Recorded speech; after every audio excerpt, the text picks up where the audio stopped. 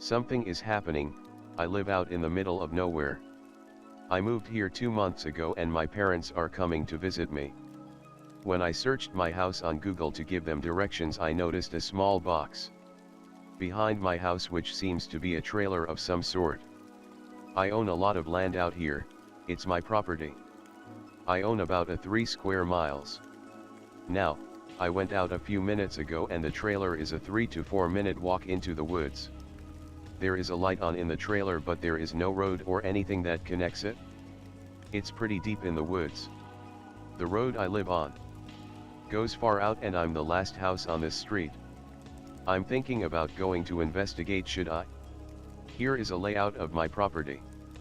The trailer seems to be in decent condition, not the best condition. So let's say fair condition. I have no clue tbh.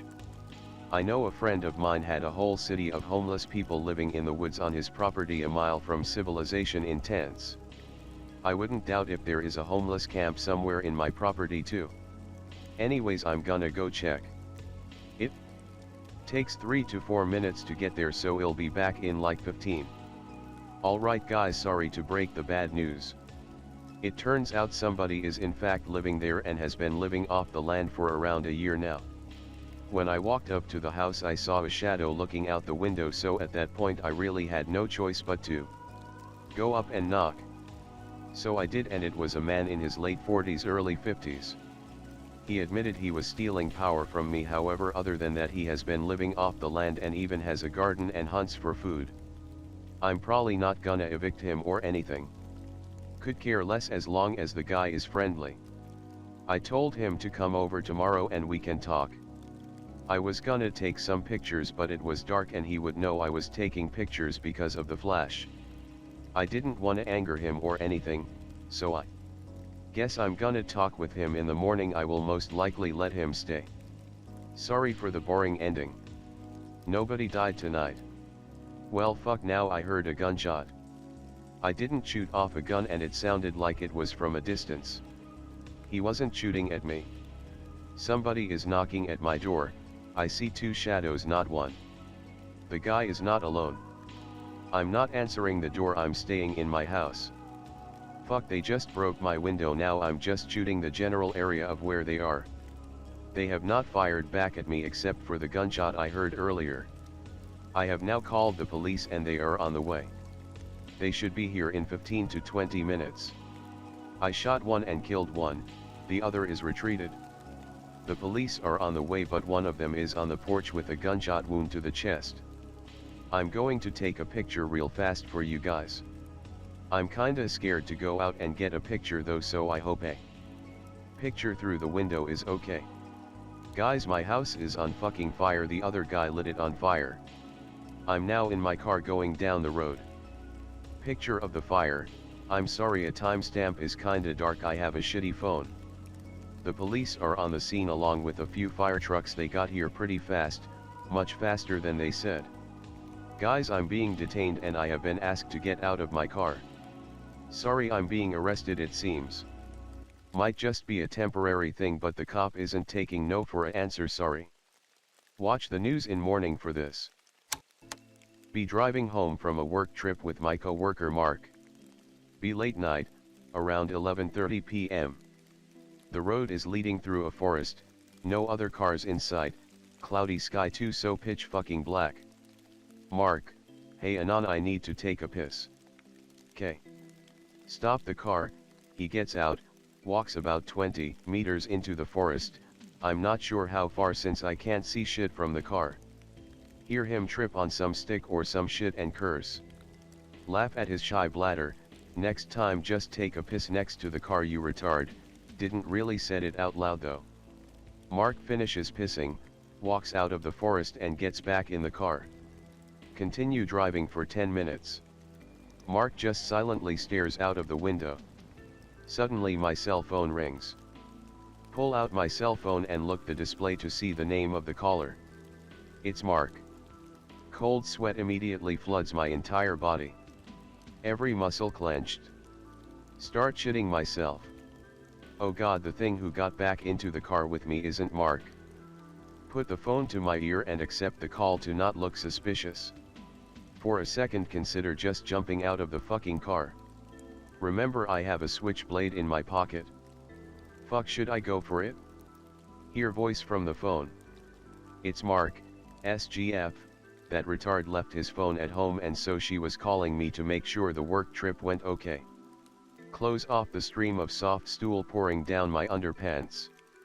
Mark will never know how close he actually came to have a knife in his neck because his co-worker is apparently mentally damaged retard. A single car accident. On the morning of November 1, 1972 in Walker County, Alabama, sheriff's deputies responded to a call reporting an apparent single car accident on a long, deserted stretch of Haleyville Road, a popular drag racing spot. The call came from a young woman who had become concerned for the car's owner, one John Bagwell, age 23, when he and his friends had never shown up to a costume party the night before. After failing to reach him at his home or the homes of any of his friends, she had gone out searching for him and had spotted his 1968 Mustang a short distance off the road into the Bankhead National Forest, front-ended into a large oak. Upon arriving at the scene, the deputies discovered the car contained two deceased occupants, the aforementioned Mr. Bagwell and one Patrick Spahn, age 20. Both had died from injuries sustained in the crash. Among the car's contents, they found a cooler of beer, several cartons of rotten eggs in a milk crate, and a single queen-size bed sheet, bearing two holes roughly 2 inches apart near its center and smelling heavily of cologne. Mr. Bagwell was dressed as Dracula, Mr. Spahn as Frankenstein. There were no indications that the vehicle's brakes had ever been applied. However, they did discover a second set of tire tracks which led them to another vehicle some 150 yards further into the forest, a 1970 Barracuda registered to one Matthew Trawick, age 23. Trawick's vehicle had met with a similar fate, with the addition of a large, splintered tree branch having pierced the windshield on the driver's side. The vehicle was filled with copious amounts of coagulated blood, later determined to be present in sufficient quantity to be indicative of death by exsanguination, that was already crawling with maggots and other carrion feeders, giving the officers the impression that this accident had occurred some days previous. No driver, nor any other occupants of this second vehicle, was in evidence. The sheriff's department had no record of any accident involving Mr. Trawick's vehicle ever having been reported. Suspecting something might be amiss, and both Bagwell and Trawick having been ticketed for drag racing in the past, the deputies submitted the caller to further questioning. These are the relevant facts of the interview. The interviewee, Mr. Bagwell's girlfriend, had been privy to the details of a race between Bagwell and Trawick some 3 days prior. According to statements made by Bagwell and Spahn to the interviewee, their race had been interrupted by headlights approaching from behind. Fearing it to be the police, both drivers fled the scene, Mr. Trawick in the left-hand lane. At some point, Trawick lost control of his vehicle, leaving the road, and apparently crashing his vehicle in the forest. Fearing he would lose his license if ticketed again, Bagwell and Spahn did not stop to ascertain the condition of Mr. Trawick. In a phone conversation between interviewee and Mr. Bagwell on October 30th, Mr. Bagwell mentioned that he had spoken to Mr. Trawick by phone and that other than having to put his car in for repairs, Mr. Trawick was uninjured, and would still be attending the costume party. Early on the evening of October 31st, Mr. Bagwell called interviewee to inform her that he and Mr. Spahn would be on the way to the party once he had swung by to pick Mad Mr. Trawick up. At Mr. Trawick's residence, where he lived alone, the deputies noted smells they associated with decomposition.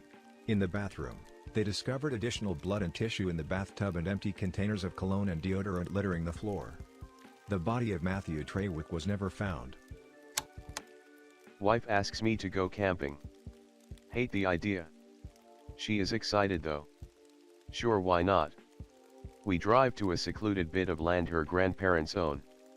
Spend hours setting up the tent and campsite. We get ready. Go hiking. It rains a little. We get a little wet. We double back. Get back just as it gets dark. Make a fire. Wife is getting a little low energy. We eat and talk for a while. Decide to go to sleep. Inflatable mattress. Double sleeping bag. We get in together. She is shivering. Ask if she is okay.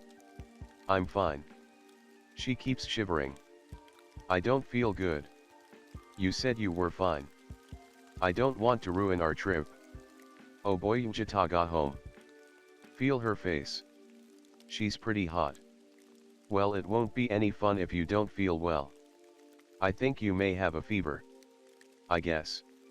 Let's go home. Get up and get her to the car. Start it and turn on the heat. Start packing up our stuff. In the tent, deflating the mattress. The horn beeps. I run out and over to the car. She says there was someone around our camp. Said they were crawling. As soon as she saw them move and was sure it was someone, she beeped the horn. Can tell she is upset. Don't believe her though. Tell her to relax and go back to packing. Gather everything outside the tent. Step back in to roll up the mattress. Hear her yell my name. Sounded like it came from the woods. Why is she outside the car? Here, help X, my leg is bleeding. Rush out. Glance at the car. She is asleep in the seat. Wave of fear. Hear something yell again. Help me. Still sounded like her but somewhat off. Too raspy and deep. Take down the tent. Just roll it up. Shove it in the car. Left a few things. Got the fuck out of there. Driving a little fast. Wake wife up and have her put her seat belt on. Get home. And ask her to tell me what she saw. She said it was white, thought it was a naked person crawling behind some trees. She saw them stand up against the tree and she beeped the horn and they dropped down and ran. I'll go ahead and share mine. I won't green text it, too long for that. I was going camping with this group of about 10 to 15 people for some volunteer work I was doing, looks good on resumes and whatnot. There were only 4 other people around my age, 23, the rest were either really young, 13 to 15, or in their 40s to 50s. The 4 others and I were pretty good friends, and we usually don't get much sleep whenever we're spending a weekend together. This trip was for 3 days. It was spring break, and I hadn't slept the night before, but I'm conditioned to going on no sleep pretty well, so I had no problem when one of our 4 suggested that we go on a hike. We decided to go pretty late at night so none of the youngsters would follow us in. Unfortunately, our plan didn't work and we ended up with an entire pack of teenagers following us. We had an obligation to watch them because 3/5 of us were volunteers, so we had no choice. We'd decided to make it short and take them on a pretty rough hike so they wouldn't come with us whenever we went hiking the next time. It ended up being a bad idea. We ended up splitting up into several groups. I stayed with one group with one of my friends. One of the other 4, the big guy, decided to go trail some deer we spotted earlier. The deer scared one of the girls who screamed at the top of her lungs and was being skittish about everything out there. Another was with the other group of kids, and the last one decided to head back to camp. Needless to say, the hike was ruined. We ended up far enough from camp. And while there were a bunch of annoying teens with us, we were convinced one of the kids from the other group was in the forest trying to fuck with us. We heard rustling at several points, and we kept hearing the same scream deeper in the woods, which sounded like the girl who screamed earlier about the deer. She was with the other group. Anyway, we got back to camp, told the kiddos to shut the fuck up and go to sleep, because they were being loud the entire hike. And we all set up base next to this trail that lead into the woods. We stayed there for several hours before morning, simply because we couldn't sleep, when the big guy who left to hunt some deer joined us. Later on I was discussing with him how the deer seemed abnormally large, and he just turned to me with a serious look on his face and said those weren't deer. I got almost right next to one, all I could see were its eyes, and it wasn't moving. It was almost as big as me. Now, keep in mind that this guy was about 6 feet 6 inches or 67, and he's one of those heavy-set guys who you'd think would be able to kill a man in one punch, and he seemed pretty spooked. I thought he was fucking around and dismissed it. Fast forward to the next night, the previous hike took too much of a toll on the teens, save 2. One of them was this loud chick, and I didn't mind having her around as much as the other kid. The other was a complete retard. He was loud, annoying, and had a sense of humor equivalent to that unfunny eel meme. He tried making jokes all the time. There was never a moment of silence from this kid. This time only the big guy, 2 of our 5-man group, and 2 teens went with us. We decided to go see some sights this time. Apparently when a few of them had gone camping before, they found this secret room next to this old fort-type building. While we were headed to that room, the retarded kid got separated from us. He just wandered off with his flashlight. We ended up finding him and he got scolded for being stupid and wandering off at 1 a.m. when he didn't know the area. Instead of being a whiny bitch like he usually would, he was completely silent, and he seemed kind of like he was in a daze. At this point we hadn't slept for 2 days. For me it was 3, so I chalked it up to him being tired and not being able to handle the hike. Later on I realized that the kid had slept that last night, because I saw him go into his tent and crash with most of the teenagers. The other girl hadn't, however. So we go back to the fort and head up to the top room, where the chick had decided to go to sleep. The whole way back, that retarded kid was walking really awkwardly. He looked like a goddamn baby horse, not to mention he was being completely silent still. One of us had to walk behind him to make sure he didn't fall back onto the rocks.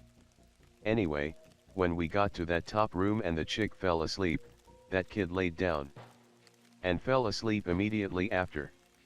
We didn't care that much, they're about 13 and 14, they couldn't handle it, we guessed. The rest of us entertained ourselves by making fucking shadow puppets for 2 hours. At the end of that, we were all kind of dozing off, and we were all so sleep deprived we couldn't smell cigarette smoke anymore. I was the most alert of them, probably because I was still sitting up and keeping watch. At about 3 a.m. the kid stands up out of nowhere, and the other guys snap out of it because we're thinking the fuck is he doing now? And he starts stumbling toward me in his awkward jerky movements, and I'm there thinking he's going to fucking fall on me, so I start telling him to sit back down, and then the others join in and command him to sit back down. At this point he starts twitching backwards, and there's a ledge not too far behind him, so we're yelling at him to sit the fuck back down now because we think he's going to fall off.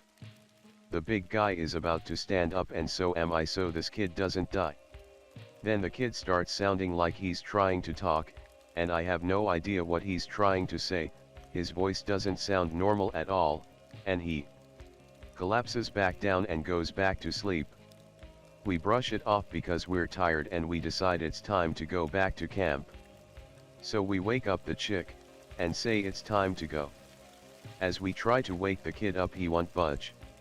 My first thought is he's dead Jim, but the big tries picking him up and he ends up standing up on his own, but he still isn't moving correctly, so the big guy has to pretty much carry the fucker back down, along with his bag, into the truck we all came in, which wasn't too far.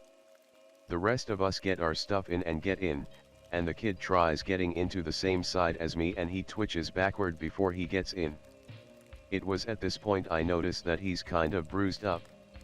Not really on his head much, just on his arms. He didn't have those bruises the night before.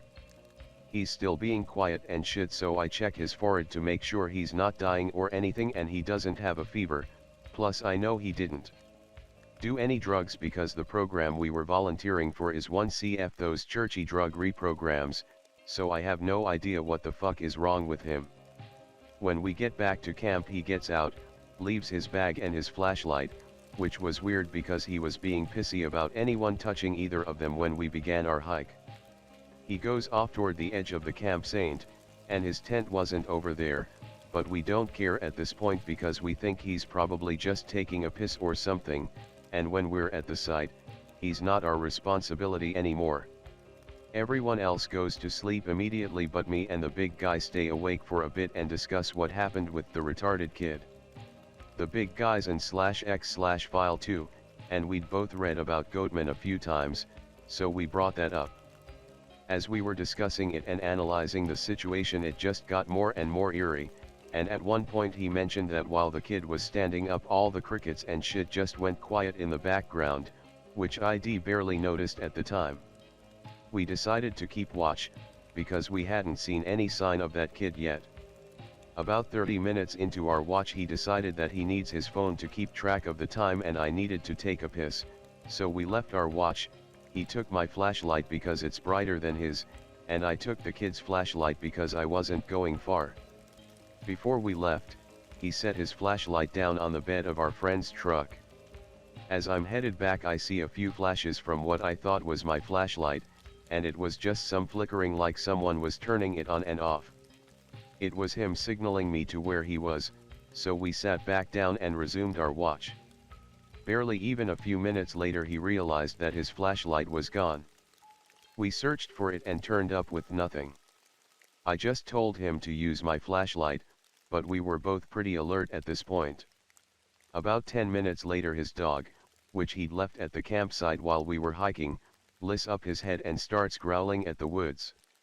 I'm watching that side because we were both keeping an eye on each other's blind sides, and when I look over to where the dog was growling I see something flickering in the woods.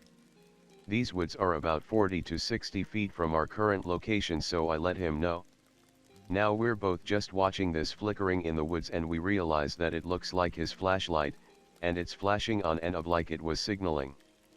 I then realized that the forest was quiet again, the crickets had stopped chirping and everything. We just sit there and watch it because fuck investigating, and it stops about 15 minutes later. A while after that he decides he needs to get some sleep because he'll be driving back the next day, and I say alright, he'll stay up and patrol the site, so I do. It's cold as fuck out there and I'm armed with nothing but a flashlight and axe. It was about 4:60 a.m. Luckily, nothing else happened that night. The next day we see the retard kid again, and I had no idea where he came from. He didn't come out of his tent, and the last time I'd seen him he was headed toward the woods. Someone told him to get in the car, and he just went in and sat there while some other people packed up his stuff. No one else seemed to notice his weird speaking because everyone was busy packing their stuff and loading it up. When we got back I headed home immediately to shower and get some sleep. The next time I went back to that place I volunteer for, the kid wasn't there. He was always there. This happened over a week ago and I still haven't heard anything about the kid, nor have I seen him. I'm not writing this for myself. Maybe I am. I don't even know anymore. But I know this, I'm writing this out of some sense of obligation. To what? Fuck if I know. Some sense of necessity in the back of my head. Like if I don't write it, all of the shit I've gone through is for nothing. As time is something of a factor, I'm cutting the intros and explaining exactly what that shit I've gone through is. It was about a month ago now that Rita came back from whatever African country she went to. She was helping out in some village, I don't know what the fuck she was doing, I think she built some houses. She's a philanthropist. I used to give her shit, tease her, make it seem like what she did didn't matter. She knew I was kidding, but the more I think about it the more I wish I hadn't wasted all those conversations with that sort of bullshit.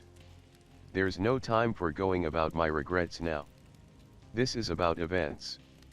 I've gotten not digress. Shit. Rita came back and told me she took some really great nature photos while in Africa and she wanted to show me. I really loved Rita. We used to have a thing. It was worth it because I had a great time doing it, but afterwards we couldn't be as good of friends because all I could think of was fucking her. Shit. She showed me all the nature photos and they got me all freaked out. I've been off any shit for a long time, haven't smoked in a year, longer since I've dropped anything, no drinking, nothing, but those photos just freaked me the fuck out. I asked if I could keep one. It was trees. She fucked up taking it, she didn't even mean to show me it, but that one freaked me out the most. A picture of trees, taken by accident, bottom left corner pink and fuzzy. where her thumb was over the lens. I took it home and put it on my nightstand and kept looking at it, every night before sleeping, every morning before getting out of bed, every time I went to my bedroom, I had to look at it. What was wrong with it? It was about 2 weeks ago that Rita got hit by a car. She didn't die, of course, then I'd probably have a different yarn to spin here. In fact, in a really awful, grim way, I wish she might have died, just because if she died the story would end here. I love Rita, really, and not just in that I really want to fuck her, but I really love her. She's a great person, a great friend. She was in the hospital and I went to visit her. You okay, Rita? Yeah, no, I'm fine. How are you? You look like shit. I wasn't sure what she meant. I sort of took all the mirrors in my house down because of the photo. You're not fine, you got hit by a car. I looked at her legs, both in casts. I really didn't want the subject to be brought up, I didn't know enough about it and I didn't want to explain the photo. I'm fine, I only hurt my shins, they'll heal up soon enough. Now why are you so pale? I'm pale, Rita, think nothing of it. You need anything? Have you been smoking? No. Do you need anything? Have you been sleeping? No, Rita, don't worry about it, I'm fine. Do you need anything? No. Go get some rest, you look like hell. Have you? What did you do with those photos? I blurted out. I didn't know why I said it. I didn't want the topic brought up at all. What? The nature photos from Africa. I don't know, they're probably in my desk at home. Why? I was just wondering if I could borrow them. Why? I don't know, I just like them. Well, I'm not leaving here today, maybe tomorrow, can you wait until then? She smirked, and I wanted so much to ask for her keys to just pick them up. That's fine. I stayed up all night staring out my window into my yard. Out the front of my house it's all houses, but out the back there are trees separating me from some other houses a ways off. I just stared at the trees. Every time they moved a chill went through me. Every time my house creaked or settled I was shocked. I needed those startling moments of nothingness. I couldn't sleep. Something compelled me not to. Things got worse the next night when she lent me the photos. I made up some bullshit about art projects or collages or drawings, I don't even remember what, I just needed the photos. I spread them out. There were 21 of them total, and she said she threw out 2 which were too blurry. Part of me was enraged at this fact, and I can't tell you why even now. They were all just stupid. Animals, a photo of her smiling with an elephant behind her, none of those got to me. I pulled out 5 that put me off and then another 3 that weren't as disturbing. I just looked at them for anything. The doorbell rang. It was 2 in the morning and my fucking doorbell rang. I nearly had a fucking heart attack. Slowly, I got up, grabbed a poker I kept. I didn't have a fireplace, it was just something I kept as a weapon in my old apartment as a standby, just for protection, I don't know why, and I brought it when I moved here by the door and looked out. There was a man. He was wearing a suit, gray, black tie, gray slacks, black shoes, a sort of bland, old man's face, gray fedora. He had a slight smile on his face. Anybody home? He smiled, looking right at me through the peephole. Bullshit, he couldn't see me. I hate to wake you, he said, calmly, but I've got a feeling you weren't really sleeping much anyways. That tore it. I swung the door open. What do you want? I stared at him, confused. He smiled. You left your wallet at the hospital. I was leaving after seeing my wife and felt like being a good guy. Took a little traveling, little investigation, but it's better than having to wait and go to the hospital and having some nurse steal a 20 and say it was found that way.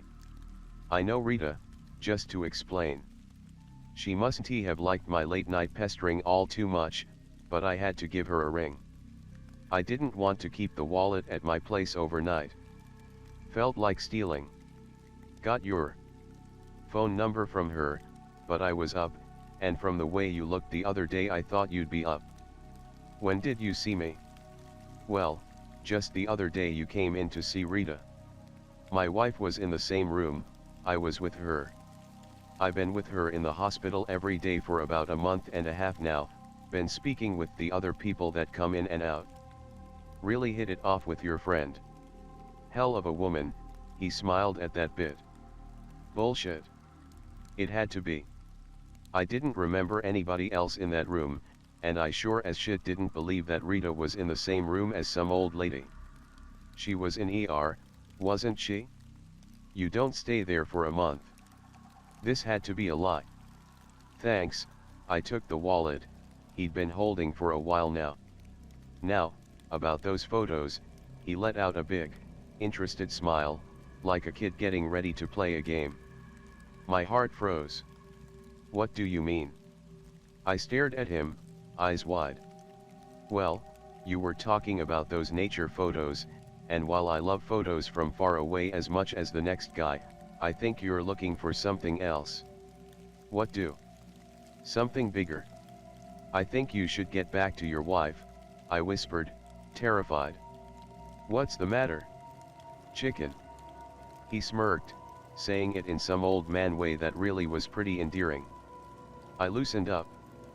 I'm sorry, that got me pretty off guard. Caught me pretty off guard. No, I understand. If it's what I think it's pretty scary stuff, he nodded. I got that chill again. You know what?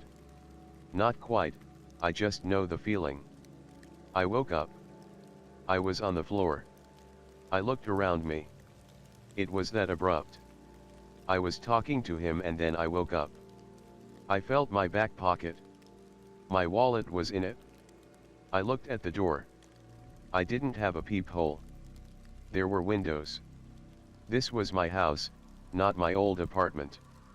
I didn't have that fucking poker. I don't even remember if I had that at the apartment. Maybe I dreamt all that in hopes of having somebody with me during this.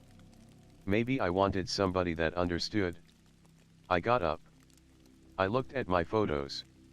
I picked up the main one, that one that had been on my nightstand this whole time. I shit you not, there he was. That old man, standing in the background by the trees, just waving to the camera as if the photo is just supposed to be of him. My heart raced, my eyes widened. There was a deathly silence in the house. I didn't want to move. Something seemed to be all around me and if I moved I would die, I knew it. After what felt like hours hell, it could have been a day. Time was losing its meaning to me. I looked at the other photos. Sure as hell, there he was. Off in the background in every one, waving to the camera. I swear he wasn't there before.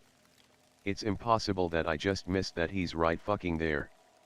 He's not blending into anything, he's clearly just there. My phone rang, and that penetration of the silence, it startled me so much I fell down and shouted fuck in fear.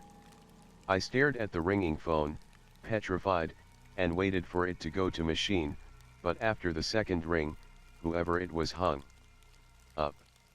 I looked at the photos again. I had to call Rita about this. Suddenly, I got a chill. That same chill. I took out my wallet. There, inside, bent up, was a photo. Blurry, one could make out an arm and a hand, maybe some trees, and maybe a leg. But that's not important. On the back, there was a message. Chicken? No. No. Not possible, fuck no, this wasn't fucking happening. I grabbed my cell phone and called Rita. She didn't pick up. I noticed I had a text message I hadn't read. I stared down at the phone for a moment. Something was afoot. Sender, 5657. Message, I've got your number. I gasped, I grabbed my mouth. I actually started to cry. I called Rita again. And again. And again. I didn't sleep for the rest of the week. I put away the photos, I shut all the curtains, I put on the TV and put on comedy shows, put on every light in the house, invited over as many people as I could, though most declined, and anyone that came wouldn't come back after seeing what state I was in. After 5 days of this, at around noon, the energy went out. I was about to go the basement when I got a text. Sender, 4384. Message, let in some light. I ran outside. I just ran. It was nice enough out, I just needed to get away from that house. Rita lived about a mile or two away, I walked to her house. Nobody was home when I got there. Shit. 2 days ago she called me, said she saw me outside her house looking in and crying. Asked if I was alright. Where was one? I had to go back home at some point. I was thinking about sleeping in a park that night, but that was just more terrifying. I went back home and opened all the curtains and lay on the floor hiding. I told her to come over. She didn't. Something is tapping on my window as I type this. It has been since around 10 minutes before I started writing. I looked out for a moment and it was a hand, pale, wrinkled, and tapping on my window every few seconds. I can feel its taunt. Chicken. Chicken. I haven't slept. I keep looking at the photos looking for him, but he's not there. The messages are gone, the photo with his message on the back is gone. I've tried, I don't know what I want anymore. All I know is that hand is gonna keep tapping, that sense is never leaving me. I don't know what it is, and maybe he could have helped me find out, but I'm a chicken. I am. I give up. This isn't for me. This is a suicide note. This is my goodbye. This is me giving up. But if I were dead, if I went through with it, then I wouldn't be posting this, would I? If I were dead, this would just be a Word document on my laptop next to my dead body. If I were dead. If I really killed myself, that make me chicken. Take a minute. A long minute. Good. Look at yourself for a second, reading this. At yourself wondering what this is going to end like. That would be my first thought. Picture the scene of a dead body at the laptop, story finished. Somebody else finishing up the last bit. You're probably wondering how this story really ends. Next, you ought to look at the first word of every sentence in this paragraph. Unless you're too chicken. I'd had them ever since I was a kid. I can remember being incredibly self-conscious about them, hiding them in my pockets under books and bags. The kids at school never said anything to my face, but I knew they were laughing behind my back. I remember asking my parents to take me to the doctor, to get them checked out. The growths on my hands seemed to be the elephant in the room back then, since they'd just say I was fine and change the subject. But I knew better. I had tried to remove them as a child, but without avail. Scissors, knives, potato peelers, trying to cut or scrape them off was always a lost cause because I couldn't continue once the pain kicked in. But today was different. It's amazing how numb you can get with a couple of tourniquets and a bottle of Jack Daniels. I was originally planning to use a sharp knife, but figured that trying to slice through the tough flesh of the growths would be too arduous in my drunken state. I opted for the slightly more technological plan B. I had to hurry though. I was already pretty lightheaded and was starting to feel dizzy. My hands and forearms, nearly blue from the lack of circulation, couldn't wait much longer either. The whirring of the blender helped to put me in a sort of trance, ready to do what I had wanted to do since I first looked down at my strange deformities. I shoved my left hand in first. The immediate sensation of sharp blades slicing through flesh was jarring, but I was surprised at how well the alcohol was working. I expected it to hurt more. I could hear the sharp metal churning and cutting, working perfectly as planned. I pressed my hand down harder.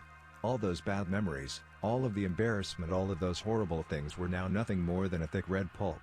Breaking from the feelings of ecstasy, I pulled out before the blades hit knuckle. I smiled, taking a good look at my new hand. As for the growths, well, 5 down, and 5 to go. B13-ish. Lived in California at the time.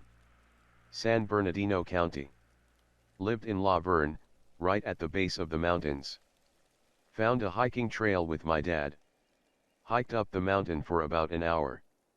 Find a house in the middle of nowhere. Huge white house, and a guest house. Guest house had no windows and was pitch black. We explore the house. Fully furnished, but everything looks old and broken. There's leaves everywhere and shit. Windows all broken. Pictures still up everywhere, some Asian family. It's like the family just up and left one day, leaving everything behind. I'm weirded out, but we keep exploring because we like this kind of shit. Venture into more rooms. God, this house is fucking huge. Start noticing odd things everywhere. There's photos that have been burned partially. Bundles of sticks tied together. Saw a doll with a knife in it. My dad thinks it's hilarious. I'm playing along, but seriously kind of fucking scared. Enter a room that seems like a second living room or something. Huge window that was broken out. Hanging from the window are huge sticks all tied together with red rope. Looks like some Blair Witch shit. Scoping out the room a little more. Don't really want to move around too much. Then I notice some shit. Notice rusty brownish splatters all over walls. Blood stains. Dad says, what the fuck? He was serious. I remember the feeling sinking in very clearly. Some weird fucking shit happened in this fucking house. I'm standing in some abandoned murder cult demon mansion. In the middle of the woods. We stand silent for a few moments. Like we were both trying to listen for any sounds of life even though the stains were clearly old. Dad asks me if I want to leave. No, let's see what's upstairs first. I was feeling ballsy. It was stupid to say that, because I was so freaked out I couldn't even focus or enjoy the thrill of it. Go upstairs. Same shit everywhere. Pictures. Piles of stuff that looked like it was set on fire. Such as books, shoes, and toys and shit. More bundles of sticks tied together. Random rusty splatter stains on the walls and carpet. Obviously blood, some of it still looked red instead of brown. But again, you could still tell it was old. Get to one of the last rooms. Looked like the master bedroom. It's covered in sticks. The bed looked like it was torched. Curtains were black. Most of the carpet looks like it was covered in blood. It was pretty sick and very overwhelming. We didn't even step in the room. There was another doorway that looked like it led to a bathroom. And an open door leading to a walk-in closet, I think. Closet was pitch black. We were looking into the room, about to turn around to a different room. The loudest crack noise I've ever heard. Coming from the dark closet. Fuck that. We fucking dip like bats from the hottest pit of hell. I've never felt such overwhelming fear. Run through the woods back to where we came from. Running for what seemed like 15 minutes. Nothing is following us. We catch our breath, but don't say anything until we get to the car. When we get to the steepest part of the mountain, I trip on a rock and fracture my arm. I'm going to start posting the story. Be a few days before night 2013. Had decided to go camping with my friend. He's 26, I'm 20. He's the real outdoorsy type and loves camping. I've never been before and don't know shit. Convinces me it'll be fun and we'll make friends at the campsite. We're going on his Yamaha motorbike. I can ride but haven't gotten my license. Have to pack the bare minimum plus booze and weed. He lives in Ballarat, so I take the train up and we ride down to Forest, where we are staying. Campsite is Lake Elizabeth if you know it. Not too many people there on that day, 2 couples and their dog, a Bogan family with children, a family of Asians. Well fuck these. JPEG. He says don't worry, closer to 9 younger people will arrive. At this point I just want to go and find a place to stay in Lorne, but that will all be booked out. We stay 2 days, next day will be night. So far another group has rocked up, a bunch of 20-year-olds. They come out to be all religious and all they do at night is have a barbecue. Not even drink or anything. At least I got a few snags off of them. Yes, I am aware of how Aussie this sounds. Finally my friend agrees that this place is fucking shit. We pack up our shit and just in case we tell the religious group to please save our spot in case more people come. We leave and decide to try our luck in Lorne anyway, and if we can't find anywhere we can always come back to Forest. Spend a few hours in Lomé, absolutely nowhere. We could try Apollo Bay but it's already getting latish and it'll probably be full too. Ride back to Forest. The campsite is fucking full. Religious group are nowhere to be seen. It's like 7 p.m. now. We try and find a tiny place to squeeze in, but not even kidding, it's fucking full. Ask the Bogan family who was there when we got there what the fuck is up with that. Tells us they come up every year, it always gets full right before Nye apparently. So fucking pissed at this point, having a small breakdown too. Friend tells me to chill the fuck out, we'll just camp somewhere illegally, no big deal, he does it all the time. I'm a bit of a pussy but we have no other choice. In between Forest and Lorne there's some pretty dense forest, but there's no road going through it, so you have to kind of go around and then go off the road. Good thing his bike is built for off-road and on-road. Okay, so here's where it starts getting weird. Get maybe 2 kilometers into the bush when we find a clearing. Made sure that we knew what direction we were going on the compass. Like 8:30 p.m. now, it's daylight savings so it doesn't get really dark until 9:30. Put up our tent and shit, can't make a fire because it's fucking Australia and it's dangerous. Eat dinner. Smoke some weed and we go to bed a little while after that. Wake up at some point, I have no idea what time it is and I don't know why I woke up until I hear it. Thing is fucking walking around the campsite. There's also this foul smell like meat that has been in the sun rotting for a week. I'm frozen in fear at this point and staring at the entrance of the tent, my friend is fast asleep. The fucking thing brushes against the entrance of the tent. It sounds like it's sniffing. Suddenly I hear it leave. I'm frozen in my position for like 40 minutes before I wake up my friend and tell him what happened. Fucking big. He dismisses it and calls me a pussy, says it's probably a kangaroo or something. But what about that smell? For fuck's sake Anon, I can't smell anything, just go to sleep. Be next day, it's night. The night before's incident semi-forgotten. I decided it probably was just a kangaroo that rolled in something dead or some shit. Friend says that by now there's no chance of us finding some other accommodation so we should just stay here again for that night, but during the day let's go to the beach. We're getting the motorbike ready when this fucking random guy walks into the clearing. Nearly shit myself because I thought it was like a forest protection guy but he wasn't wearing the uniform. Introduces himself as Jack, says he's camping out here illegally too and can't believe he found other people. Says he heard the motorbike last night but came and checked this morning and that his camp is a little over 300 meters away. Talked to him for a while, seems like an alright guy. Asks us how we met, it's actually a funny story, we met because we found out we were dating the same girl, instead of fighting each other for the two-timing slut we ended up becoming good mates.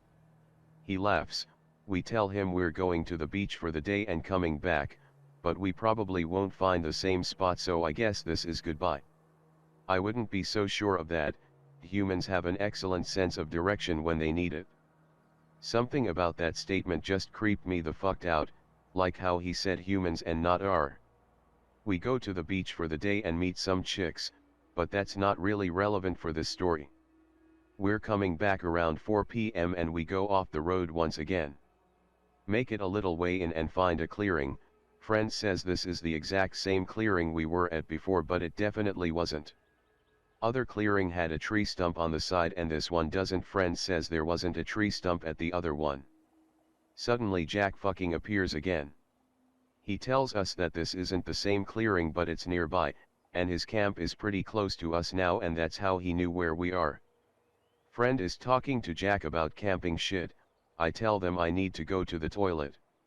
I'm walking out into the woods and I decide to try and find Jack's campsite. He wasn't lying about it being close. I stumbled upon it after like 100 m. It was so fucking messy, there were pots and shit lying all over the place. The tent zipper was half down, which any camper knows not to do because bugs get in.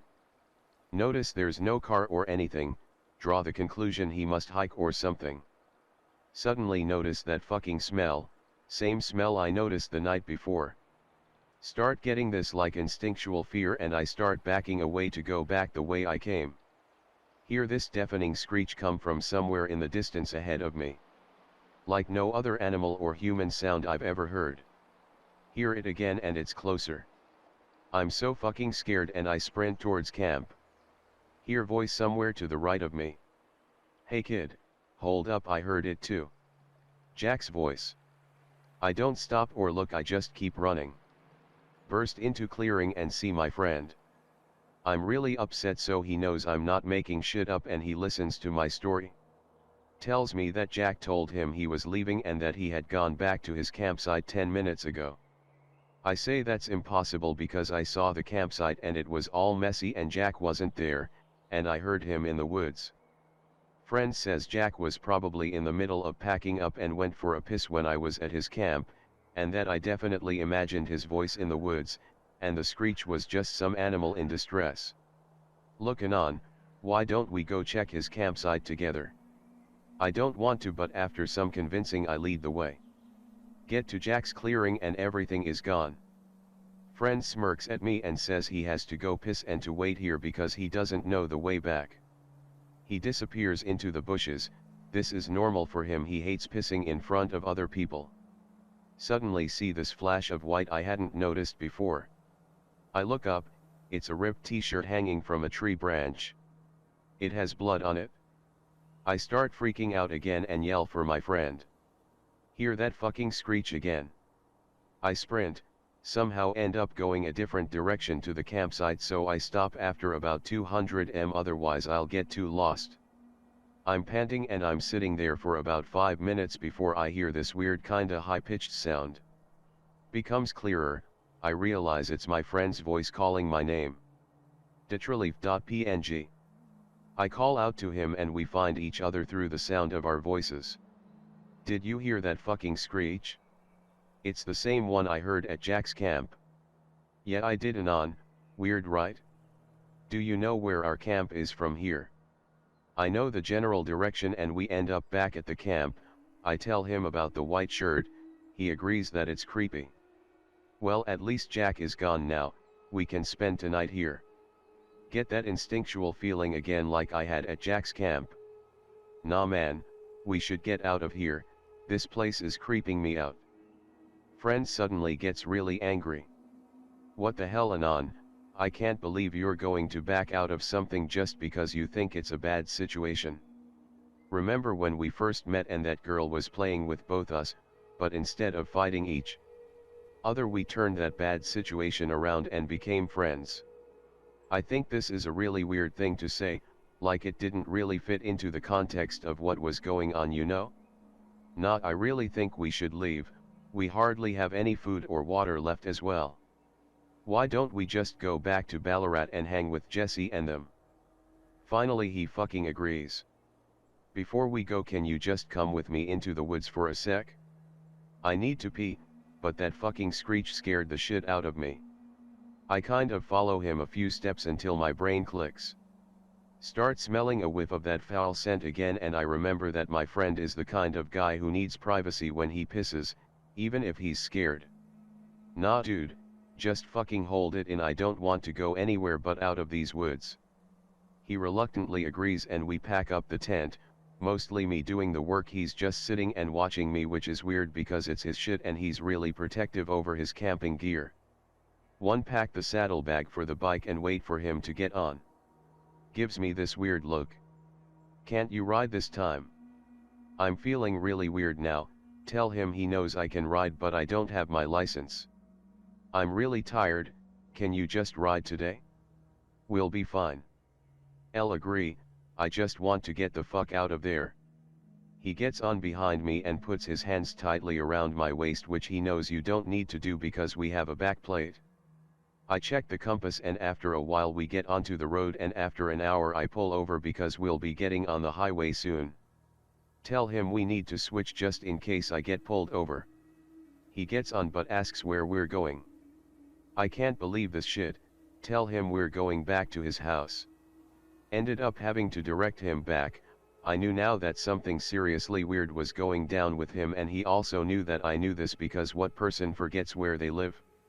No point green texting the rest of the story, but basically I got the fuck out of his house when we got there because I couldn't stand to be in the same room as him anymore.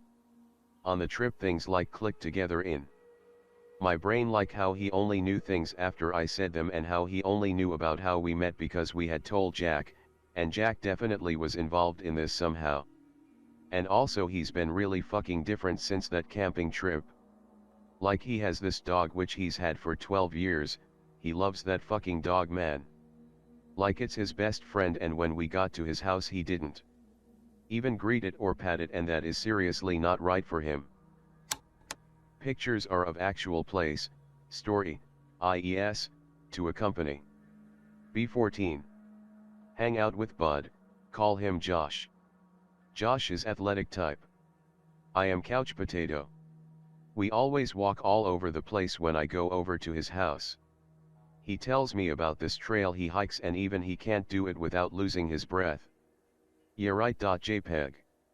We go walking, sure enough, Josh exaggerated. Fun hike, we went around some roads, came in from the opposite side of the woods. Deep in the woods, hope Josh knows where he's going. Shit dude, I don't recognize any of this. God damn it.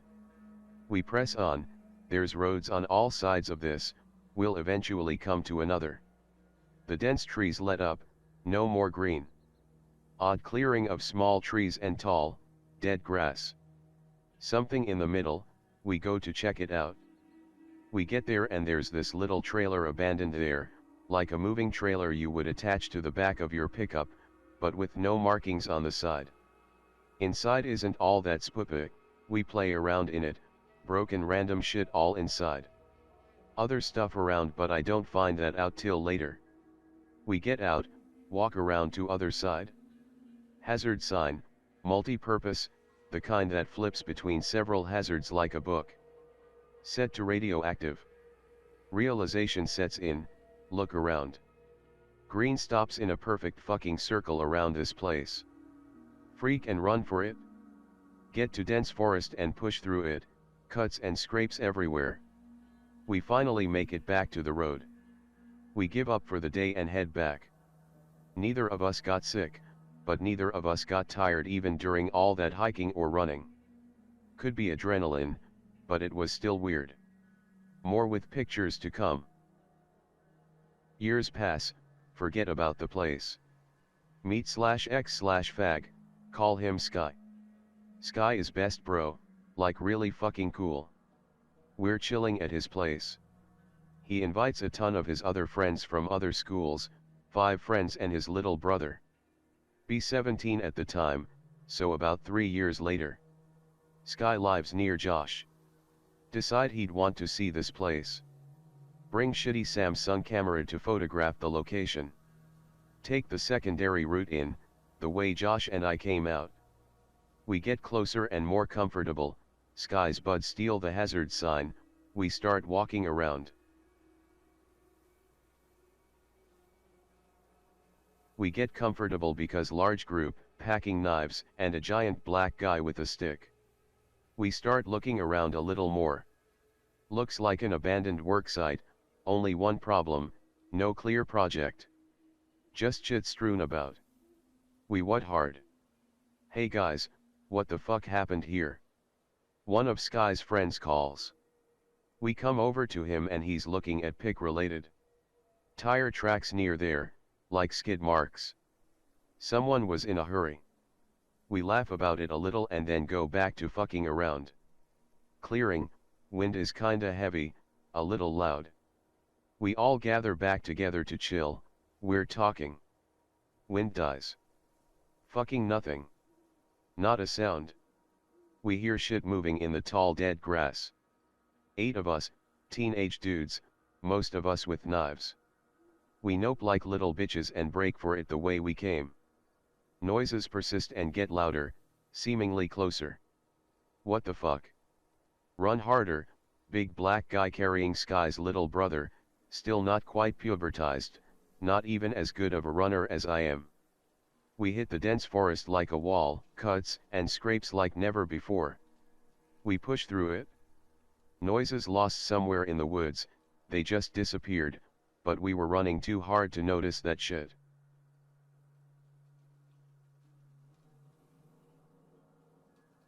We make it back to the road.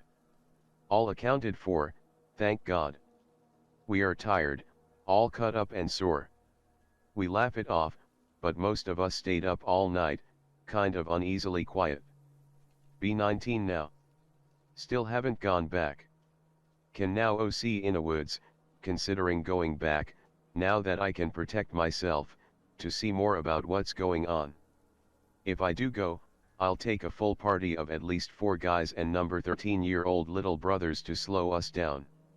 Sky still has the sign. All these pictures are the real shit as it went down. I only got a few, though. This one we got back on the road after we calmed down a bit. B in Iraq 04. B3/1 Weapons Co. I was carrying a 240 Bravo. It's a large gun, and people who carry it are known as gunners. Often phrases will be made like, "Do you even gun, bro?" And "I gun mad hard." The point behind this is that you are carrying a big ass fucking gun that can throw a lot of lead downrange very quickly. It's almost impossible to feel scared while carrying this beast because of its pure lethality and the fact that it can put 20 rounds in someone before they even see you. Let me tell you about the only time I ever got scared in the Marine Corps, while carrying the biggest gun. I guess I should start off by saying that Iraq is a weird country. Anyone who's been there can attest to that. There are a million things that work differently than in our comfortable first world countries, and some of those things can be terrifying. The way they shit, for example. The moment I arrived in Fallujah, the first thing I noticed was the smell. Large trenches 3 feet wide and stretching the length of the entire road were filled to the brim with shit. Very different indeed. It was day 1 of Operation Phantom Fury, and my fire team was tasked with clearing the far left column of the city, and it was known for being heavily occupied with Mujahideen and other foreign fighters, and included a shopping mall that a platoon element would clear. We cleared the first 2 houses easily, no occupants. The third building was the shopping mall. It was nothing spectacular, it was like any other shopping mall except for the Arabic lettering and portrait of Saddam in the center. The point man shot the glass door open because we couldn't kick the lock out, and we were in. S.T.A.L.K.E.R, take your fire team and clear the bottom level. SGT. Quinn, my lance coolie, said back. The doors to the basement were padlocked, and they were wide double doors made of thick metal. I saw to the lock, and we opened the door. Continued. That was the first time I ever smelled death. Pure blackness greeted us.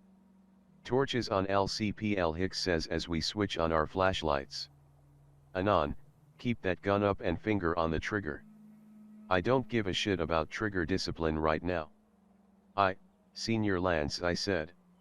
We went down the stairs, guns up and pumped up to shoot some motherfuckers like we all were waiting to do.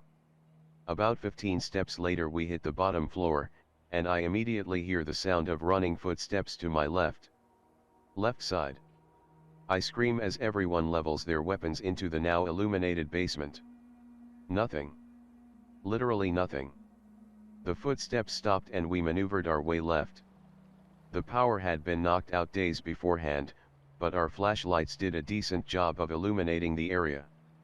It was a large area devoid of everything except a desk with a laptop with papers strewn about on it and a closed door on the right wall. The laptop and papers are considered not to be fucked with by infantry, so LCPL Hicks called out to our private fresh out of SWA West. PVT. Fitch, go grab that 18 Foxtrot upstairs and tell him to come down here. Lance Corporal, he says, and goes up to retrieve the Special Forces soldier in charge of intel gathering. As we wait for our SF Intel SGT, we go over to the door and stack up LCPL Hicks as our point man. He motions for a bang and clear, so he kicks the door in and I throw it in there. BOOF, we enter the doorway and are met with the most terrifying thing I've ever seen. Very quickly I see a figure run in front of me with no goddamn head. Everyone else had seen him too, because we all lit everything the fuck up as soon as we saw it. Everyone else had used maybe a half mag, but I was 50 rounds deep. It was serious now. I move swiftly towards the right side of the room, while my teammates take the left. Right side clear, I shout. Left side clear, they shout. Closed doorway front, I shout. There's no goddamn body. No fucking body. We stack up on the closed door, and I'm not taking any fucking chances. Gonna throw a frag. I yell. LCPL Hicks hands me a frag and knocks the door open. I frag it and wait for the boom. The explosion occurs, and I see the craziest shit. There's dead bodies everywhere, and the frag only helped aid to the chaos. Hunks of human flesh pinned to S-hooks in the ceiling and several decapitated corpses lying in a pile in the right corner. No more doorways, this was the end of the hellish maze. There was a single body crouched in the corner that we all thought my frag had killed. He was crouched in the fetal position and his body was laden with shrapnel. There were weird symbols all over the walls that the SF Intel SGT confirmed as an Iraqi cult that perpetrated mass murders all around Iraq that rarely got any attention outside the SF community. This shit still bothers me, and is the only reason I'm convinced that there is some supernatural shit going on in this world. T.L.D.R. I killed an Iraqi cult member sitting in a room filled with dead human meat with a frag shortly after my fire team and I dumped 100 rounds into a headless ghost. When I was a teenager, had a cell phone never used number. A few months after having number, start to get a call at midnight a few times a week from a blocked number. Half of the time I'd answer it to only be greeted with what sound like somebody running through woods with their phone either beside them or in pocket. This would last as long as I'd stay on the phone. After a month I get sick of it and start talking shit. As soon as I do I hear raspy breathing. At first I was happy it was something new, then realized something was up. I keep talking shit, telling whoever was on the line they were going to regret disturbing my 12 a.m. bubble baths with their stupid shit. Few seconds later breathing stops and hear water running. What?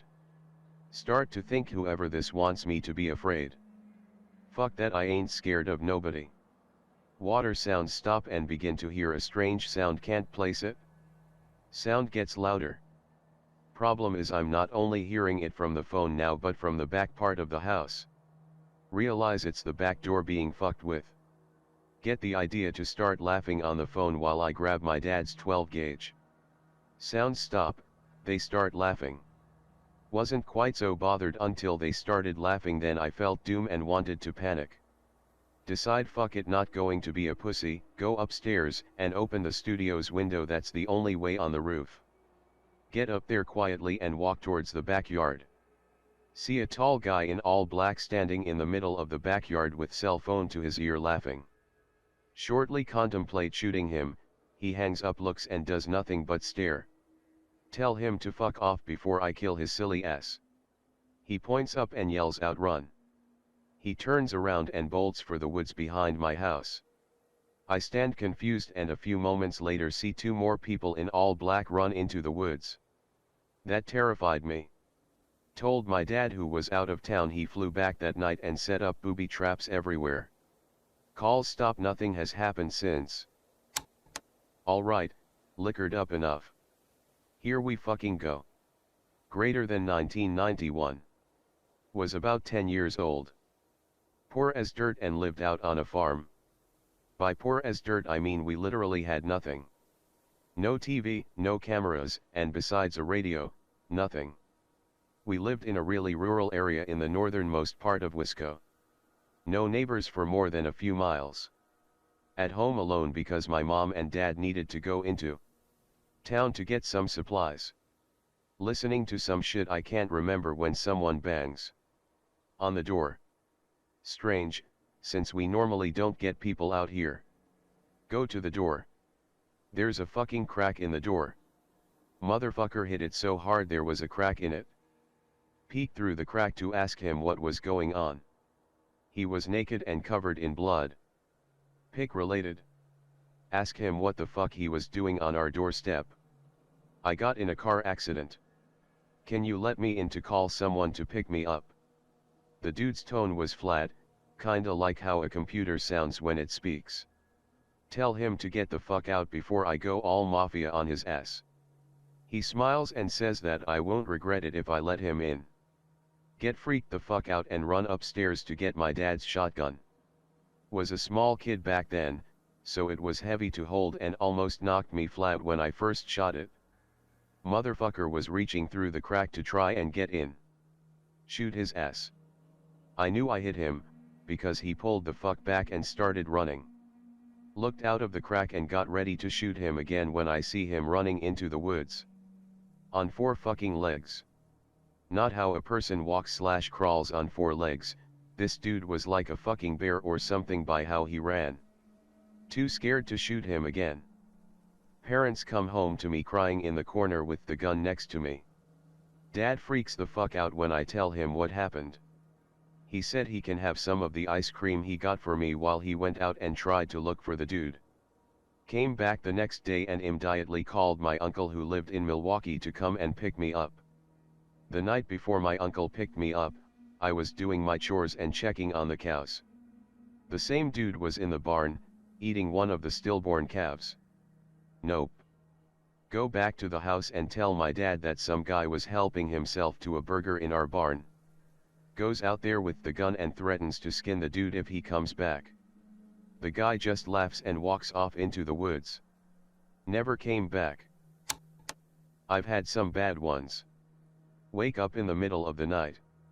Can't move. There's a conversation going on in my room. Too scared to open eyes. Voices are talking about ghosts. I'm still scared but beginning to drift back to sleep. Suddenly I hear. What about you, Anon? Do you believe in ghosts? Why don't you open your eyes and find out? At this point I'm shitting myself with fear. Voices start to giggle softly as I lose consciousness. I think I got so scared that I fainted while I was paralyzed. I had experienced sleep paralysis before, but it was the first time I had hallucinations. I was young too and didn't understand what was happening. It was horrible. My brother and I would play this game at night when our parents went out for a few hours. We would turn off all the lights in the house, have one of us hide, the other would flail their arms and shake their head around making grunting noise trying to kill the other. One night I opened my door and noticed the lights were off, so I decided to try and sneak to the bathroom without my brother hearing me. As I stepped out I heard the familiar grunting noise of my brother chasing me, along with the thudding footsteps getting louder/closer. I ran to the bathroom laughing and slammed the door. Sneaked out of the bathroom and walked to the kitchen to confront my brother. As I walked past the window in the living room I looked out as my parents pulled into the parking space and out of the back seat my brother got out. Bricks. Dozens of them. Ah shit, I love telling this story. Working in far northern Alberta. Area where it's literally a huge ass forest and only signs of civilization is oil/gas wells and plants. It's all muskeg in the forest area. Muskeg is scary just by itself. It's literally soft ground from decaying stuff in the forest that has grass growing on top. It can be immensely deep water/rotting plants and animals but thick enough for grass to grow and some small trees to even take root. It's Alberta's quicksand. Moose are known to venture into it and get stuck and drown. In areas like this some of the wells can only be visited by most vehicles in winter. Some are even more remote and can only be accessed by helicopter even in winter. I picked up a pretty sweet job on one of the helicopter runs doing maintenance for 2 years. I want to stress these locations are at least 300 to 400 kilometers away from any real civilization at this point, and traveling in these areas is dangerous not only because of animals but shit like muskeg. One summer my pilot lands us down. As we land, a guy exits the little shack set up on site. He looks pretty normal. Little tattered and rough, but looks like a normal human. Fairly straight cut short black hair. Bit of a 5 o'clock shadow. Iron Maiden t-shirt that is way too large. Regular blue jeans. He's going towards the tree line. Yell out to him something like, "Hey, what are you doing here? We can help you get home." He keeps going. Yell out again, "What the fuck, man? How did you get out here? We can help you." Pilot even yells out something like, "We can cancel our run and get you to safety." He makes it to the tree line while we are yelling. He stops. Looks back kind of. His face kind of slips into a smile. He then runs into the trees and disappeared. No one at work believed us. Still stuck with me. Not really paranormal, but truly the weirdest thing I have ever experienced. I just want to know what he was doing out there. Everything in the shack was normal. Well, not sure if super S.T.A.L.K.E.R. but close enough. Me 22. Just got off on college break. Meet up with my friends back home and decide to go hiking. Now let's just say my friends and I are not the smartest people out there. Me and my one friend, let's call him Matt, are super into stalker, not typing the periods anymore. We both have full stalker gear for hiking and camping that we take with us, mostly because surplus gear is cheaper than Cabela's. Other friends super into Fallout. He has his setup to look like he is a survivor in the wasteland, let's call him Sam. Pack up all our shit and go to a national park. We have our rifles and a fair bit of alcohol and baked beans. Remember when I said we were not that smart? Well, we decided to pack a canvas army tent into Matt's backpack. The hike was fantastic, great scenery all around us as we walked deeper into the woods. It started to get dark and we decided we needed to make camp. Nearest site is like 5 miles to our north, and like hell we are going to make that before nightfall. Clear underbrush and prepare to set up tent. Realize we forgot that the tent needed 3 wooden poles to stand, so we have to make some Boy Scout knots to lash together a few sticks. I start fire outside our tent and we eat our beans and res when drinking. Let's just say when I get drunk I get paranoid. Like really paranoid. Sam decides to start reading skinwalker stories. He is doing it just to mess with me, but that knowledge doesn't matter. Midway through the story we hear a screech through the dark trees. It was probably a fox or owl, but for my impaired mind it was the skinwalkers. They were coming for me. My friends were also kinda spooked as well. I was not going to die without a fight though. Remember my days on /k/ reading about simple but effective traps laid by the Viet Cong. Lightbulb.gif. I took out my shovel and started digging punji pits all around our tent. Matt starts making an alarm system out of beer and empty bean cans around our perimeter. Sam decides more light is better than less light. How do you get more light? More fire. Did I mention Sam was a bit of a pyro? He collects a shitton of WOD and makes a fire circle around the tent. The final touch was to wipe the spikes I had previously made with our own shit. Finally our defenses were finished. We were ready for the attack. Stinks of shit and the smoke is pretty bad, so we all put on our gas masks. No stalker forgets his gas mask. Decide to drink more Soviet liquid courage. Matt starts yelling perimeter breach, at the top of his lungs and starts firing into the forest randomly. Not sure if there actually was a breach, but I wasn't taking chances. Start mag dumping into the darkness. Forest sounds like the Alamo. Blind myself because I'm an idiot. Run out of ammo eventually. Only 1 mag left, need to make it count. I fell asleep at some point due to fatigue and alcohol. When I woke up I finally could appreciate the marvel that we had created. The ranger that woke me seemed less impressed. Stage 4 autism takes over and I say Privyet stalker. Realize I still have my gas mask on and probably look like a complete weirdo. I get arrested and charged with a misdemeanor and fined $400 for firing a weapon in a national park and am forced to fill in my skinwalker defenses. I had this one experience where I was almost abducted. B18. Walking to friend's house to go drink and play some video games. He lives on the opposite side of the city, 45-minute walk away. On my way there I have to pass a local park, normally pretty chill, but a few gang incidents have resulted in kidnappings/murders. It's about 8 when I'm walking through the park, so it's dark. No one around except for 4 guys smoking at one of the benches near the soccer field. One of the guy asks want a toke. I tell him no, I'm not a smoker.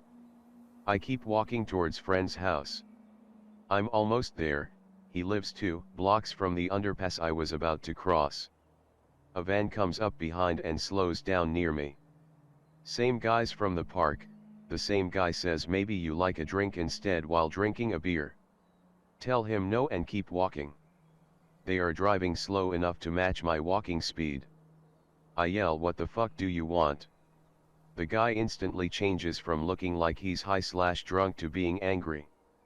He throws his beer at the floor and says get him. The door on the side of the van slides open and 2 of the guys get out. I instantly think I'm fucked. What do I do? All I have to protect myself is a pocket knife. I go to grab it from my inside pocket of my jacket. I pretend it's a gun and leave my hand in my jacket, giving the impression I have a gun. The 2 guys stop charging towards me. The guy that offered the drink says leave him. Looks at me and says next time you may not be so lucky. They speed off. I call the police and tell them a weird van tried taking me near the park. They say they will send a car to scout the area for the van. They ended up catching them trying to pick up a 17-year-old girl. They find drugs, alcohol, and a camera with pictures of kids/teens they abducted completely nude and tied up. I was really freaked out about how close I was to getting kidnapped. I don't walk at night here anymore, especially in that area. I would love to hear more stories, as I got one more from my good old country Mexico. I can't confirm this, but this came from my mom. She has contact with family, so she's up to date on what happens and when is safe to visit. About a couple of years ago there was a huge party, Quince, where a girl celebrated her 15. People were drunk and of course there were fights. Near the end they tried to find the birthday girl. She was nowhere to be found for days. Now, because in some places it's so bad that we don't have normal police, we have state police, which is just military. Men walking around with M16s and armored vehicles, even they are corrupted sometimes. They got involved and the kidnappers were not afraid, because seriously, Mexico is a fucked up country. They asked for a huge quantity amounts of pesos for a week that the family didn't know how to get the money. The week flew by and they ended up collecting half the amount required. The extortionist called, took the half and said that she would be home soon. 2 days later they got a box bid. Upon opening it, they got the bottom half of the girl. There was a note attached saying that if they wanted the other half they needed to pay the rest of the money. Well gentlemen, I'm drunk. And I feel this is about the only time I can really tell this story. So here it goes. In Afghanistan, Marine Squad leader. On an extended patrol, basically sit out there and watch the surrounding desert, occasionally catch a few guys emplacing IEDs. About 0130, checking up on my guys to make sure they aren't falling asleep/need anything. Get to my last Vic. Guy in the turret says he is watching a group of about 5 guys walking to a compound in the distance on thermals. Grab thermals, get talked onto them, and that's when it gets weird. Technically, they were colder than the surrounding environment. Weird. Keep eyes on since nothing else to do. Entire time they are still heading to this compound in the distance. Get there, They spend about 5 minutes milling around outside, looks like they go to the front gate a few times but hard to see. Don't know how, but they got the gate opened and sprint right inside. Hear distant gunshots, call it in. Cox says check it out, could be Taliban fucking up the locals.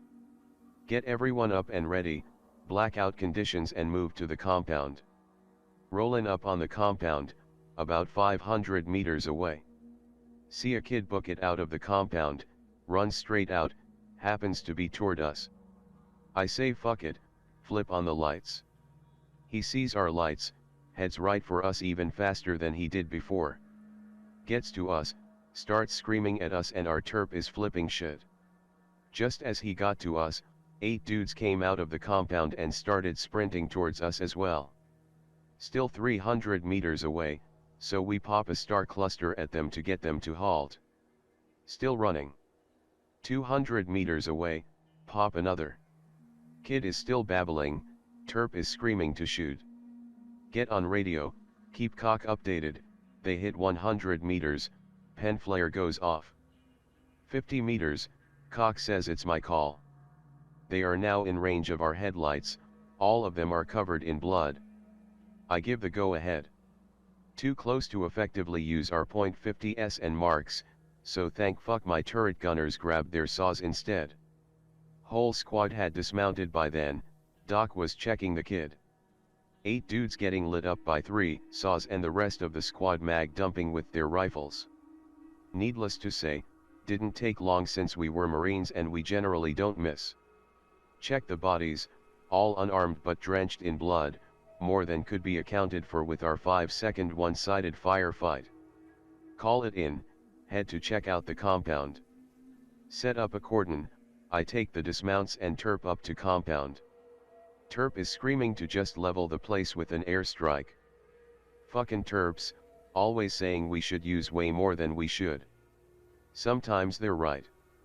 At the gate, not forced open but there was body parts right on the inside, looked like one person got ripped apart. Real nasty, worse than when I saw a chick ripped in half from a mortar. Guns up, clearing the rest of the compound. Everyone inside either has their guts ripped out, arms ripped off, necks torn out or otherwise dismembered and dead. Call in what we found, Cock tells me to stand by. Smoke a couple of cigarettes, terp is asking when the airstrike is coming in. Cock finally gets back and tells me that a special human exploitation team is coming out to assist. What? We've got a kid who is basically in shock and a whole bunch of dead bodies. Whatever, they want us to wait, we'll wait. Cock also says not to go into the compound, could be rigged with IEDs, thanks for the timely intel guys. We wait for about 45 minutes when I get a call from a hello asking us to mark an LZ for them. Alright, don't know why they couldn't just drive out here. Hope we don't have to drive them back to whatever fob they came from after they're done. Hello shows up, lands, drops off 3 dudes then takes off. Hello CPL.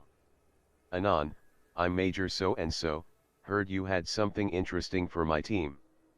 Give him a rundown of events leading up to the shoot order. Did you go inside? Yes sir, we did. We conducted a full search of the compound, found nothing. He gets quiet, goes over to the bodies, uses blue light on his flashlight to check out the bodies. Blue light makes it easier to see fluids like blood and oil at night. He calls his 2 guys over, says a few words and they drop their packs and start changing into MOPP gear. Think rubber suits, rubber boots, rubber gloves, and gas masks, if you don't know. Tells me to just wait. More waiting. They go inside, spend 5 minutes and then, about 5 to 8 gunshots, real quick, probably different people shooting simultaneously. Oh shit. Without thinking I grab a couple of my guys and book it to the compound again, calling out for the major. Oh fuck, if we missed a spider hole or something and got them killed, we are fucked. I'm the first one in through the gate and just as I got through it, one of the guys steps right in front of me and says everything is fine, they just had a negligent discharge. He also says they found a IED manufacturing room and that we should leave since it isn't safe, and they are doing the same. What? Who the fuck just accidentally shoots off 8 rounds? And we sure as shit didn't miss something as big or important as IED components. They finish up, Hello comes back and picks them up. We head back to base, get redirected to a larger fob halfway there. No explanation, just told to go and link up with the captain. Already exhausted, we get there at like 0800. As soon as we called in for permission to enter friendly lines, we get told to wait. Again. 30 minutes of sitting in front of this gate, waiting. Finally get waved through and we are immediately directed to a staging area right on the inside of the wire. Guys are standing in MOPP suits, get told to dismount and shed all our gear.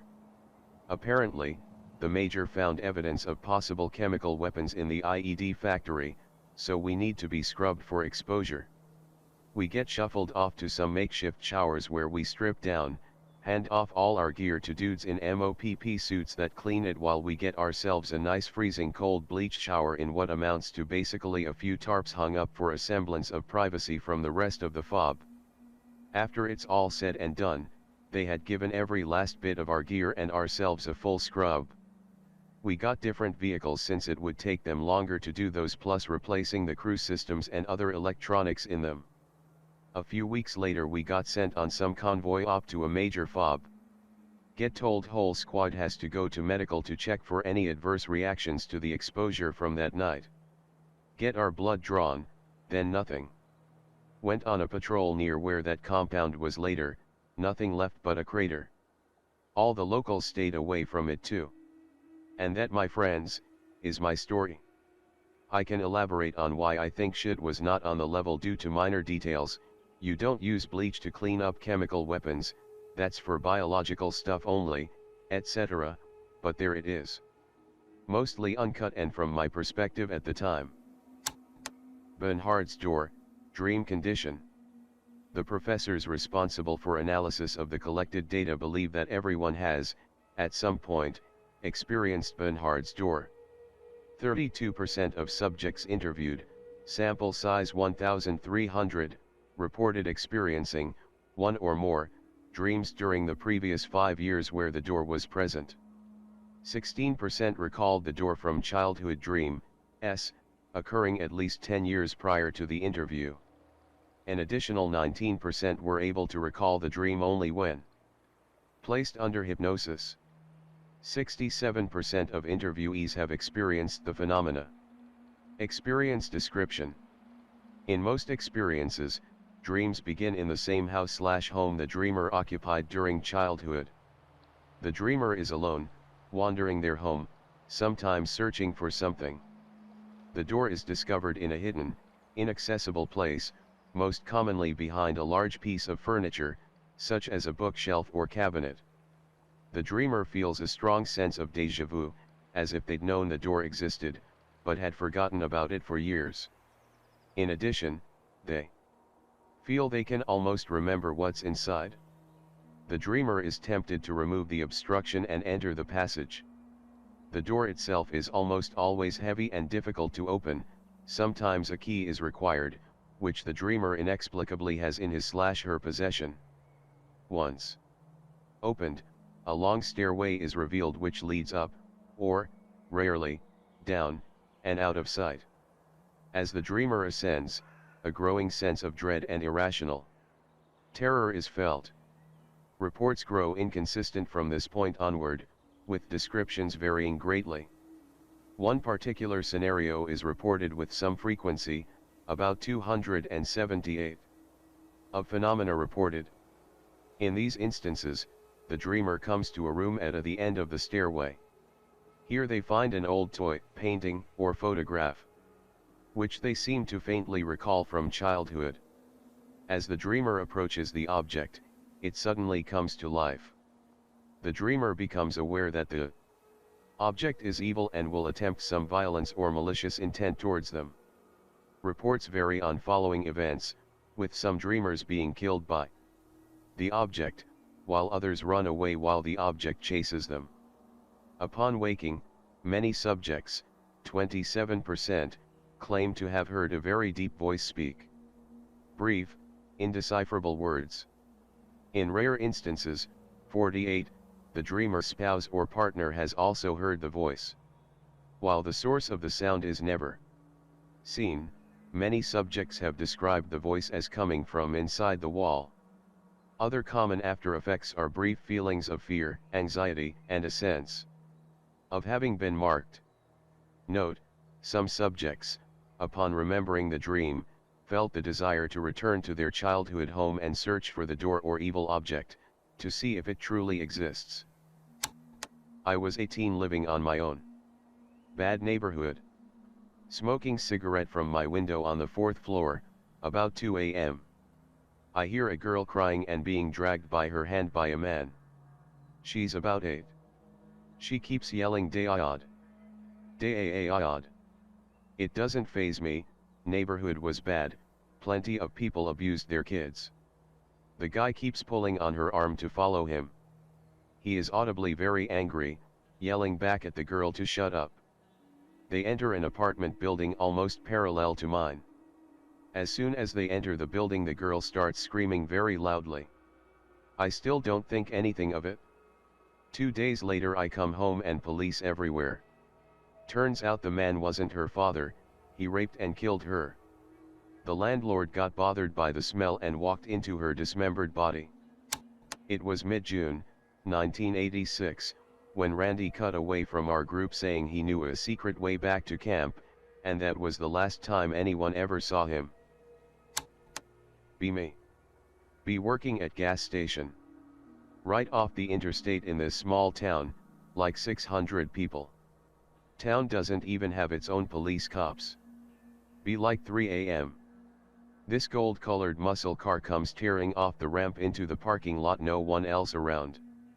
Guy gets out, long, scraggly brown hair, weathered face. Strolls in, walks up to the counter and just stares at me. "Sir, can I help you? Do you need cigarettes? Are you lost? Sir." He just stands there, staring at me for what seemed like forever. It was just 5 minutes or so. Suddenly, he turns around, and, watching me over his shoulder, starts to walk back to the door. He nods at me once, and exits the building, still staring at me over his shoulder.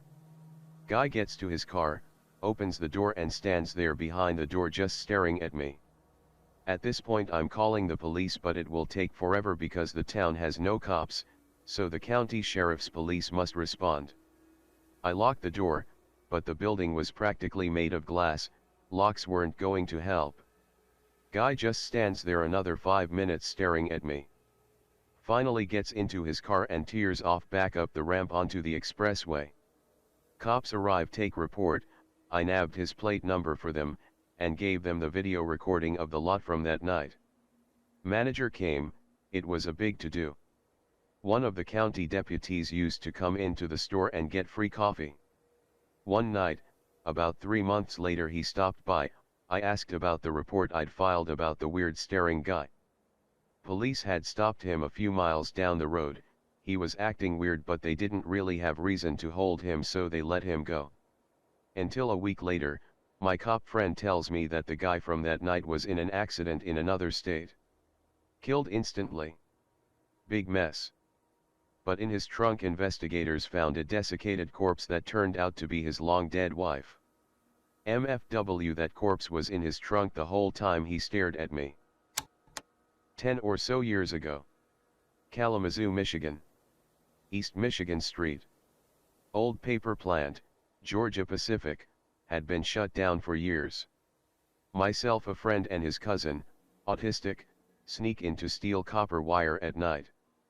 Flashlights, but this place is run down and sketchy as fuck. Myself and friend are hard at work undoing conduit and collecting wire. His cousin, with no flashlight, is nowhere to be found. WTF, I think, this place is pitch black and a death trap, full of pitfalls and debris everywhere. So the search begins. I'm white, friend and cousin are black, and my friend is flipping out. I'm just worried the cousin is dead and this is a crime in progress as is.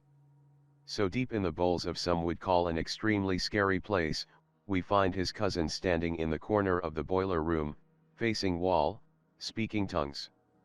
We left safely that night and never spoke of it again. Next night we did go back to get our copper. We went back to the spot his cousin was found to look for more copper and found the skeletal remains of about a dozen pit bulls. Odd and spooky Anons. Plus how his cousin found his way with no light still baffles me. In 1996 I started law school at Big State School in the southern US, think SEC football. Other than studying I spent most of my time playing muds over the internet until my school's IT dude cut me off saying I was wasting resources. That was fine with me. For like $20 a month I could buy unlimited dial-up from some independent ISP and mud all I wanted. Things were fine until I started getting a lot of dropped connections.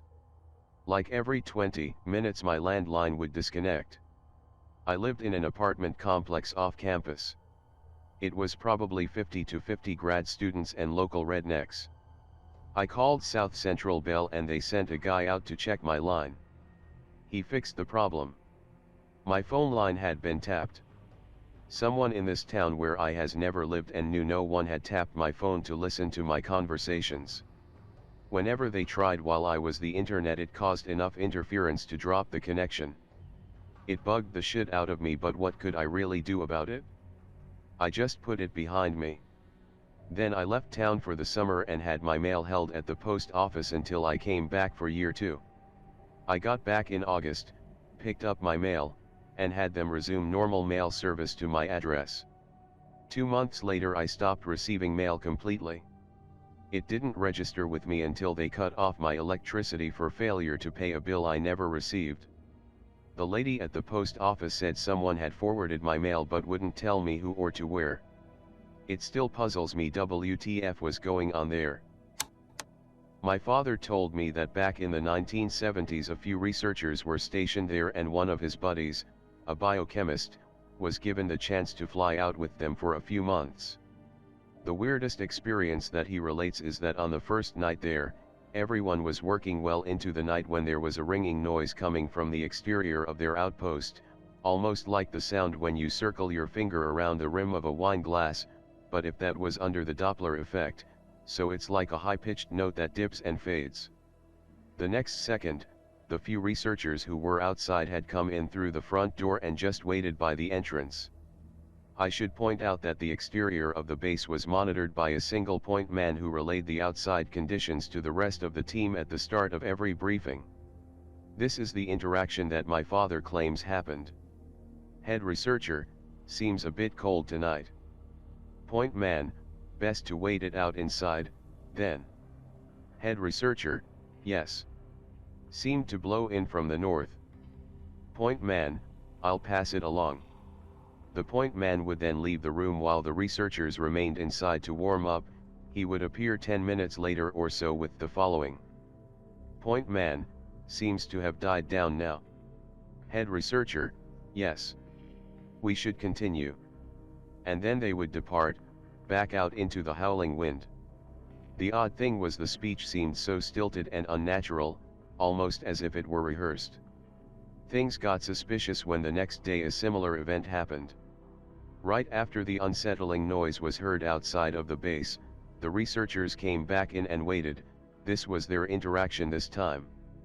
Head researcher, seems a bit cold tonight.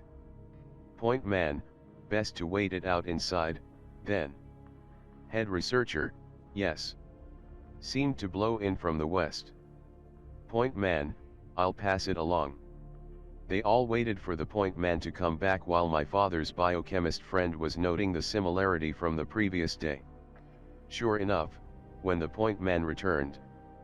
Point man, seems to have died down now. Head researcher, yes. We should continue. This series of events continued for a week. Every single time the noise would herald the arrival of the researchers, and each time they would exchange planned banter with the point man. It really didn't sit well with the biochemist. There was one noted change that he told my father, about a month into working. The ringing noise seemed extremely close, the lights in the outpost even seemed to flicker as it hummed overhead. The door burst open immediately as 4 researchers practically stumbled over themselves, but they gained composure quickly. Head researcher, seems a bit cold tonight. Point man, best to wait it out inside, then. Head researcher, yes. Seemed to blow in from overhead. Point man, I'll pass it along. They all exchanged nervous glances as they waited for the point man to return. He did almost immediately. Point man, too cold to work tonight. Head researcher, yes. We should stop. After that night, they seemed to work in shorter shifts, and once the ringing noise stopped happening, the researchers stopped coming inside the base. When the Freedom of Information Act passed, the events that occurred at the outpost were all marked as destroyed for anyone attempting to research it. It was the only outpost that had its documents and public completely purged following this event. Be 9 years old. 4th grade. Me and my 2 friends who live near me walk home from school.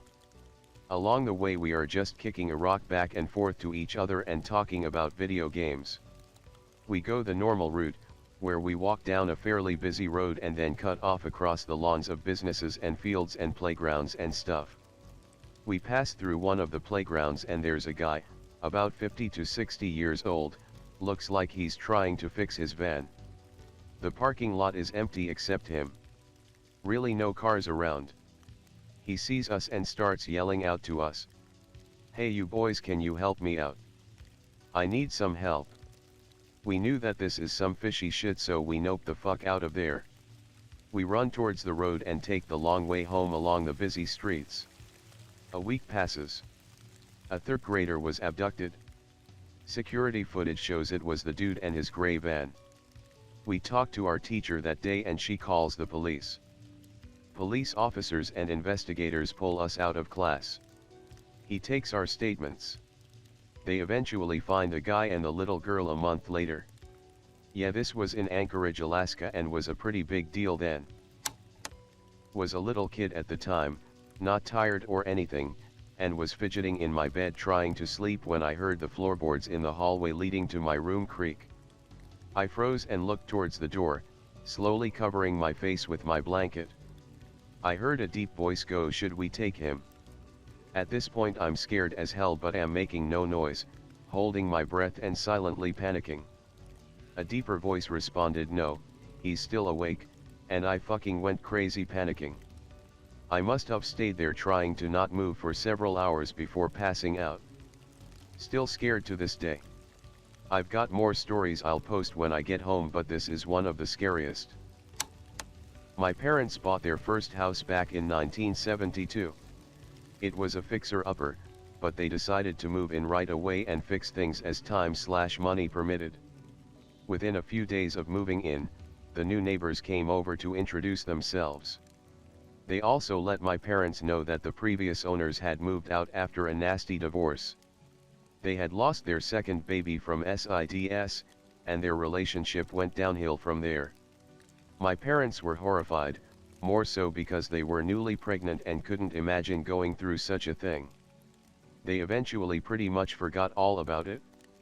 Life went on. They were in love with their new life and their new house. In preparation for the baby, they decided to wallpaper the nursery. Now, my dad told my mom there was no need in wallpapering the inside of the closet, but she insisted. She was kneeling down, scraping off old paint inside of the closet when her eyes fell upon something that made her blood turn to ice. Written in crayon, at about eye level for a kindergartner, in childish scrawl was, "I killed the baby." A transcript of an NPR show. Ira Glass, it's This American Life, I'm Ira Glass.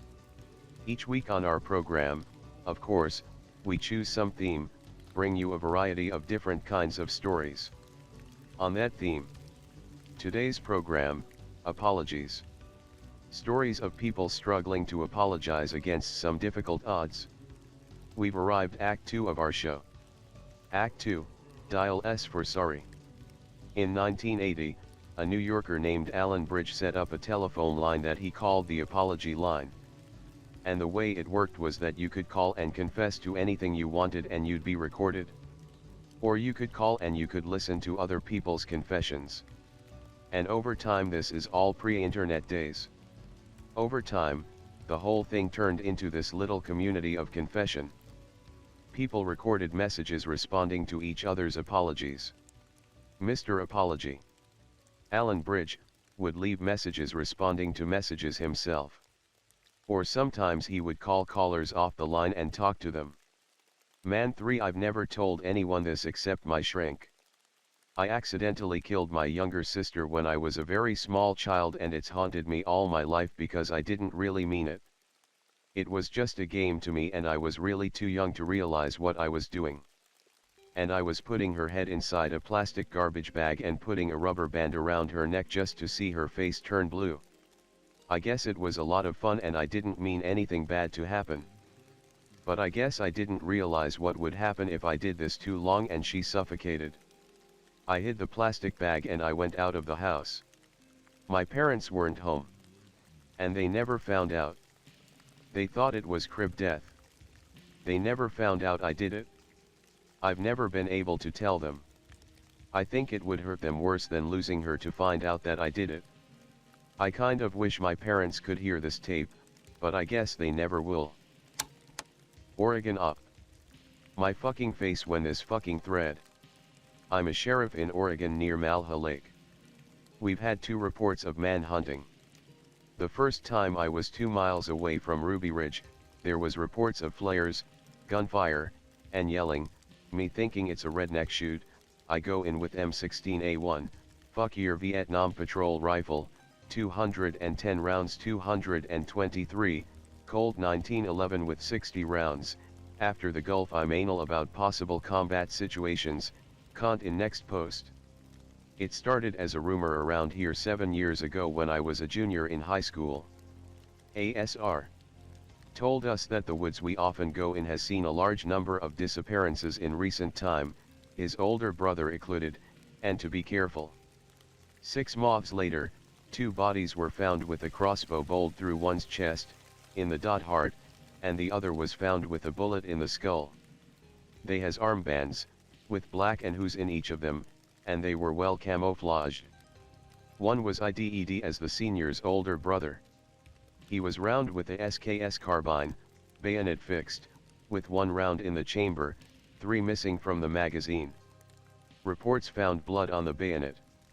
The other was IDD.ASA. Man from Oklahoma. He was found with a WASR with an empty chamber, and a full magazine in his hand.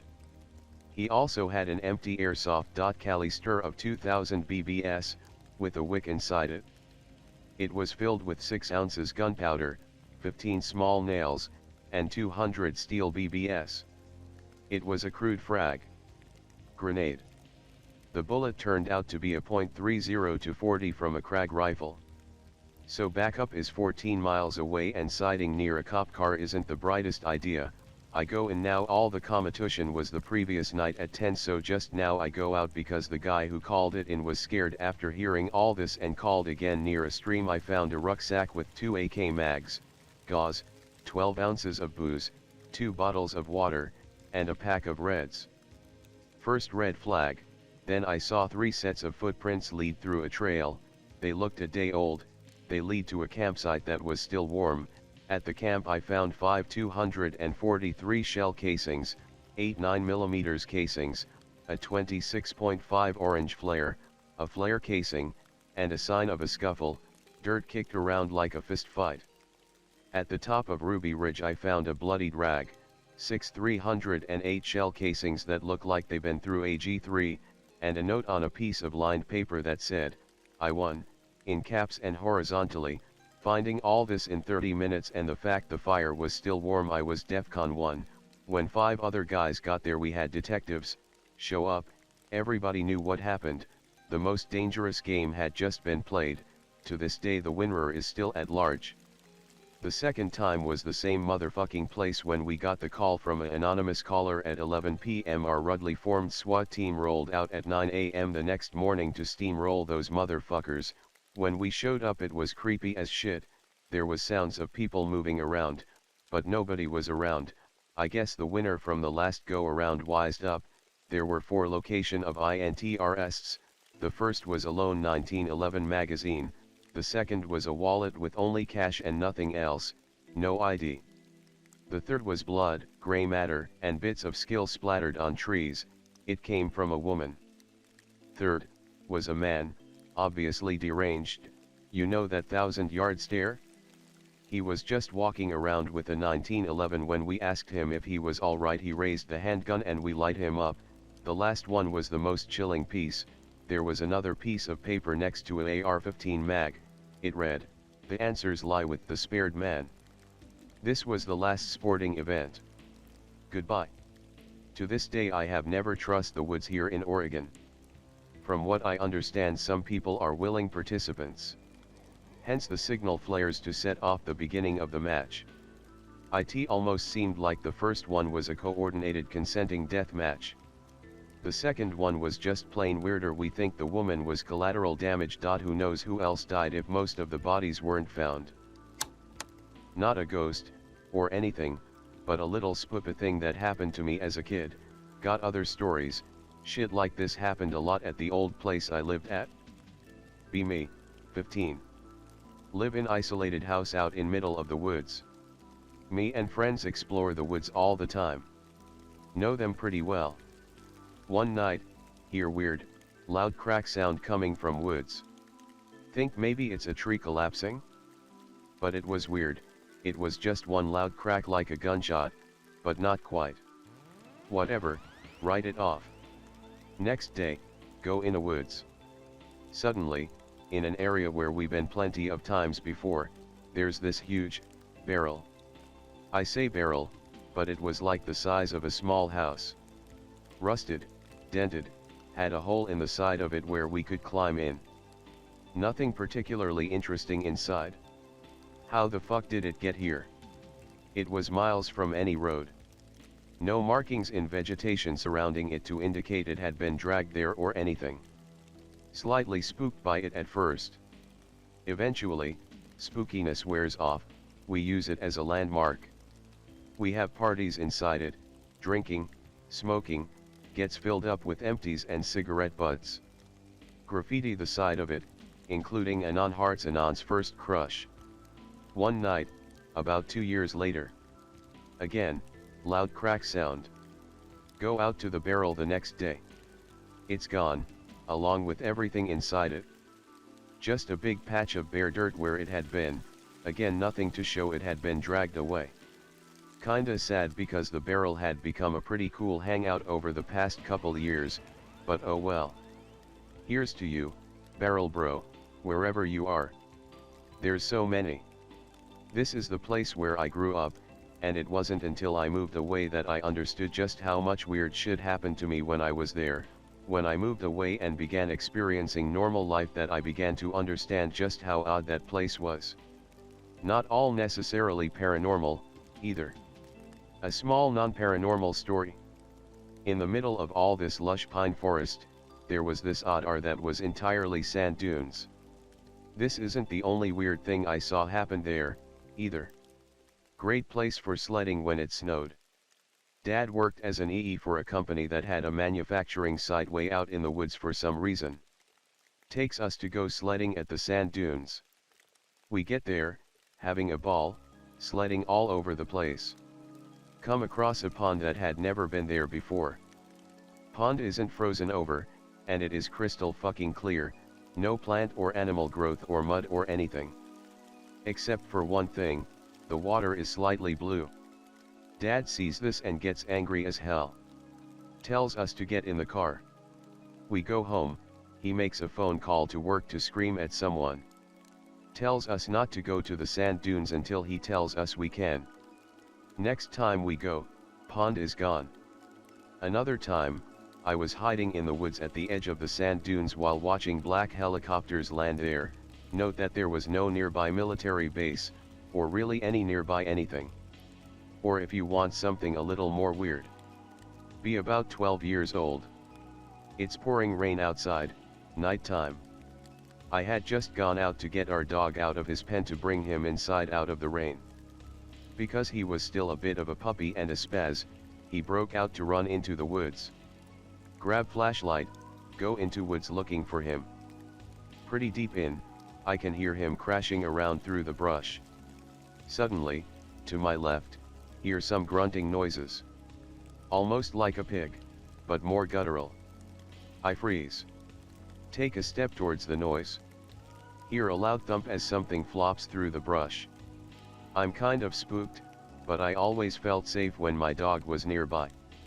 I figured if it was something really bad he would have seen it and started barking at it when he tore through the woods. Plus I can still hear him crashing around the woods pretty close by, so I'm not too worried. Shine my light through the brush, push some branches aside. Holy shit. It's the biggest fucking toad I have ever seen. When I say big, I don't mean just like a normally big toad. I mean that this thing was easily bigger than a raccoon. Realize the grunting sound I heard earlier was its croak. Something's off about it. It's not just a supersized toad, it doesn't look quite like the other toads I had occasionally caught. Eyes are set much further back in its head, almost near its stomach, than normal. Of course I immediately want to try to catch it. Reach my hand out for it. Opens its mouth to re at me. Realize what else is different about it? I know a lot of toads have small nubs of teeth. This one has an entire mouth full of thin, needle-like teeth. Fall backwards in shock. Toad hops away crashing through brush. Gather my dog. Tell family about huge fucking toad I saw, they just think I must have seen a really big normal toad. Ever since then, our house was plagued with toads every summer, literally dozens of them hopping around the yard at any given time. There was lots of things that don't necessarily make for a good story. For example, one day me and my friends, all of us, experienced not a few minutes, not an hour or so, of deja vu, an entire day that we all swore up and down had happened before. There was other weird stuff, too. Electronic appliances would turn themselves on pretty often, and one microwave we had curiously remained on even after unplugged. Then there were the people, like the old lady down the street who would always give us children's crayons drawings to deliver to her granddaughter at school, later found out that her granddaughter had died in a car accident, no idea if she was making these drawings herself out of dementia or something. Or the time, as little kids, we found a humongous skull of some animal poking out of the ground, so big we all thought it was an elephant skull, not realizing elephants wouldn't be where we lived. Told our parents about it, and a week later it was just gone. There's one story. This was after our microwave wouldn't turn off even after unplugged. My mom was convinced our house was possessed or haunted, Dad just laughed and bought new microwave. Mom insisted that an old abandoned house, passed by it on our way to school every morning, was a center of cult activity and was causing all this, said she had seen lights in the windows at night. So of course, me and my friends, 16 at the time, wanted to check it out, at night, because spooks. Go with two guys, Isaac and Richard. House is normal as we approach, a bit trashed, garbage on the lawn, old wrappers and empties and shit, figure someone must have been squatting. Front door is unlocked, just stroll inside. As soon as we enter the house, feeling hits us, all of us, at the same time. Something's fucked, here. Can't explain it, just went from sudden feeling of complete lack of worry to intense, overwhelming feeling of dread. Inside of the house is weird. Large sheets of ripped blue plastic on the ground. Looked like they had been containers for something? Like something big, sealed in plastic, that you had to rip apart to get at? Picked one up to look for a label, no label, just a barcode and a serial number. Okay.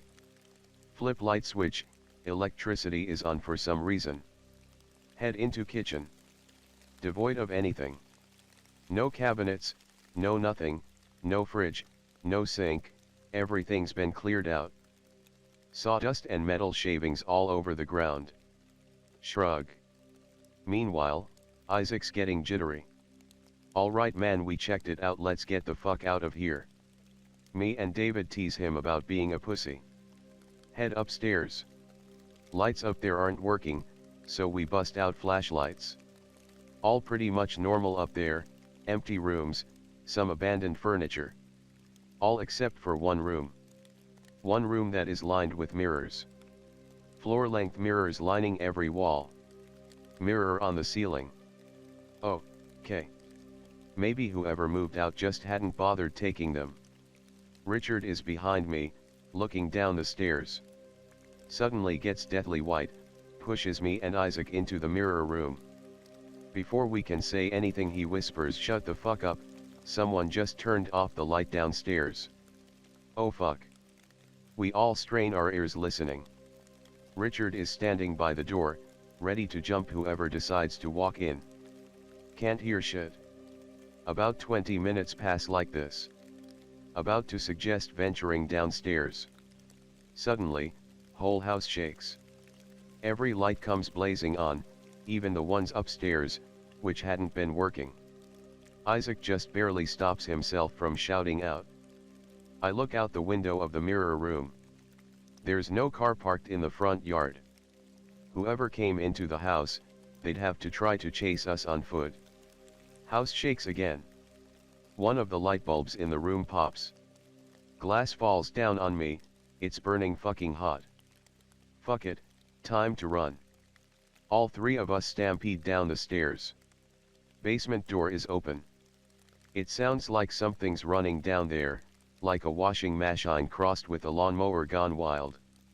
As we dash past the door, hear someone yell out, "Is someone there?" From the basement. Run into the woods. When we're about halfway back home, calm down a bit. Decide to stick together and drop Isaac off at his house first, then me, then Richard. Since his house was the closest walk from mine, he'd spend less time walking alone. Call him to make sure he gets home fine, he does. Next day. The abandoned house is burned the fuck down. Ask parents about it, Dad says fire department just used it for practice. Return to empty lot a few days later. The basement had been filled with cement. So I had a friend in elementary school. Rich as shit, lived out of town in a heavily wooded area. Anytime we were at his house, we stayed in the basement. Basement had 2 rooms and a window. First room was a media room. Giant TV, sound system, computers, gaming equipment, comfy couches, the good shit. Second room was the green room. Toys, music instruments, workout equipment, shit like that. Little window led from hot tub / back deck outside to the green room inside. Anytime I spend the night, we sleep in the media room. We were never told not to sleep in the green room, but we had no reason to. One day, another friend comes over. Well, we only have 2 couches, so one of us will sleep in the green room. His dad immediately shuts that down, rolling out a sleeping bag in front of the TV and making it clear we could not sleep in the green room. Fast forward a few years. Big birthday party. Too many people for the media room. 2 people need to sleep in the green room. Me. Since it's my house, and Anon, since my dad likes you best so you'll get in the least trouble. Little nervous, but fuck it, I'm a big little boy. Go to sleep on the floor while friend is passed out on workout shit. Wake up feeling uneasy. Hear footsteps. Oh fuck, oh man, we're gonna get grounded. Pretend to be asleep. Footsteps draw closer. Open my eyes just a slit. Long blonde hair. Black dress, or, at least, dark. Hard to tell using only moonlight. Long fingernails. And most notably, standing right over me. Slowly kneels on top of me, like she's riding me cowgirl. Lays down all the way, her head to the right of mine. I'm almost choking on perfume. Oh fuck, am I getting raped? She just lays there, then starts crying. Gently at first, then full on sobbing. She slowly lifts herself. Puts a hand on one side of my neck. Then the other. Slowly brings them together. Starts putting pressure. She's slowly choking me while sobbing. I can't pretend to be asleep any longer. Eyes bolt open. Stare into her blue, bloodshot eyes. She takes her hands off my neck and puts a finger to her lip, as if to say shhhh. Slowly stands up and walks out. I don't fall back asleep. Next morning, we're in the hot tub. I haven't told anyone. Friend is gloating that his dad didn't catch us. Good thing my mom isn't in town. She works out super early. Excuse me. As we're getting out, he looks at the window. Huh, that's odd. Pulls window open.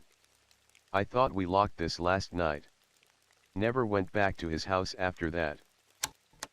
After a few years of living in a lakefront property, they made a decision to make a fresh start, and move to the wilderness. On their first trip into the mountains in search of a suitable plot of land, they spoke to a local man, who said the family seemed in good spirits. The next day they loaded up their truck again, but this time never returned. 8 days later, their white pickup was found abandoned on the side of the road. Bobby, 44, Sherilyn, 40 and little Madison were nowhere to be seen. In the locked truck were the couple's phones, car keys, GPS, and $32,000 in cash. They even left behind Madison's beloved dog Maisie, who was found inside the vehicle on the edge of starvation. Bobby and Sherilyn were both incredibly thin and emaciated when they went missing, and it led to speculation that they were hooked on crystal meth. The couple were caught on a security camera outside their house on the day they left in a trance-like state. They didn't speak to each other as they made dozens of trips to and from the house to pack up their truck. From their behavior on the video, police suspected that they may have been on drugs. But after searches in their house and property, they found no evidence they were taking meth or any other illegal substances. When police went through the personal belongings the Jamisons left in their truck, they found Bobby's phone. On it was the final picture of Madison, taken up on the mountain. Neither Connie, Nikki, or Starlet believe it was taken by Madison's parents. Starlet said, "In the picture Madison is looking away from the camera, she looks unhappy and she has her arms crossed. She loved having her picture taken, and if that had been Bobby or Sherilyn behind the camera, she would not have looked like that."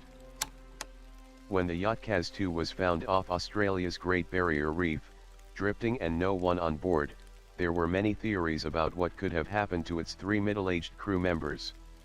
The trio, described as typical Aussie blokes, vanished after setting sail on April 15 last year on a planned 2-month trip, bound for Western Australia where they all lived. 3 days later, the white-painted vessel which Mr. Batten had only recently bought for £60,000 was found adrift and with a ripped sail about 100 miles northeast of Townsville, near the Whitsunday Islands. The engine was idling, a half-empty cup of coffee and a laptop computer were sitting on a table, a newspaper was lying open with some pages strewn on the floor, and clothing had been piled on a bench.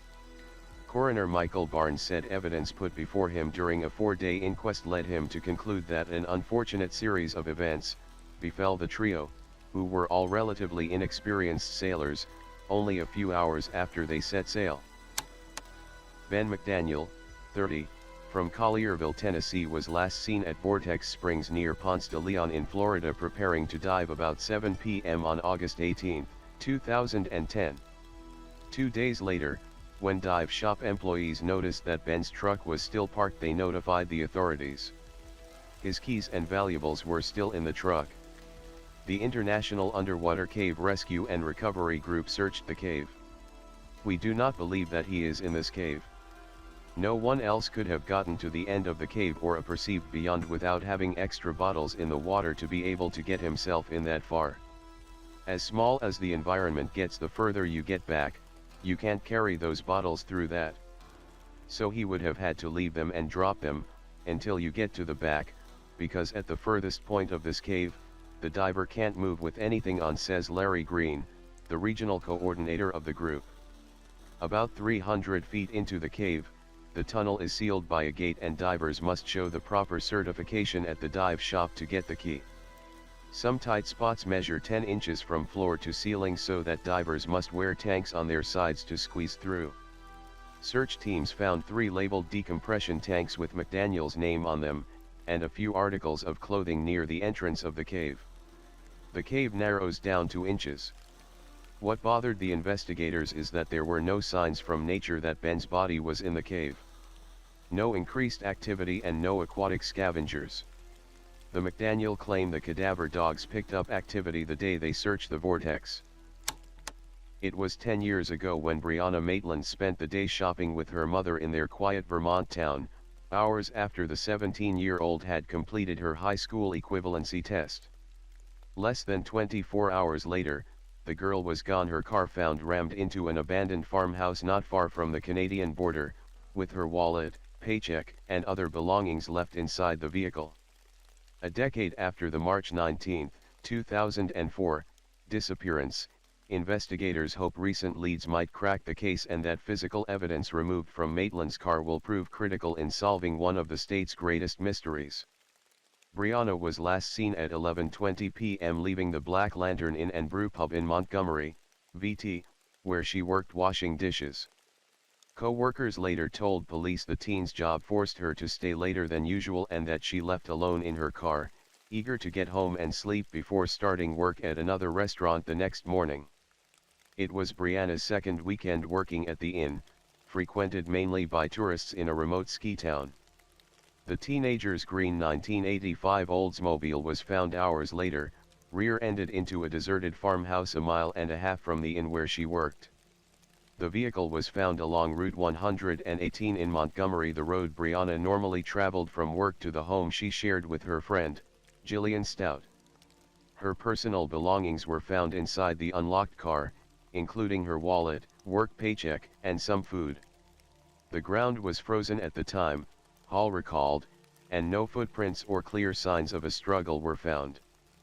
But the detective, who has been working the case since 2006, said physical evidence taken from the car could lead police to a suspect, though he declined to elaborate on the nature of the evidence.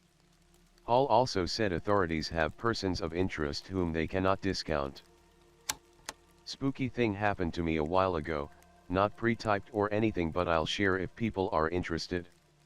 My whole family is pro-fun. My parents not big gun owners, but supportive of the whole idea and like shooting and such. Go to gun range one day during a long weekend.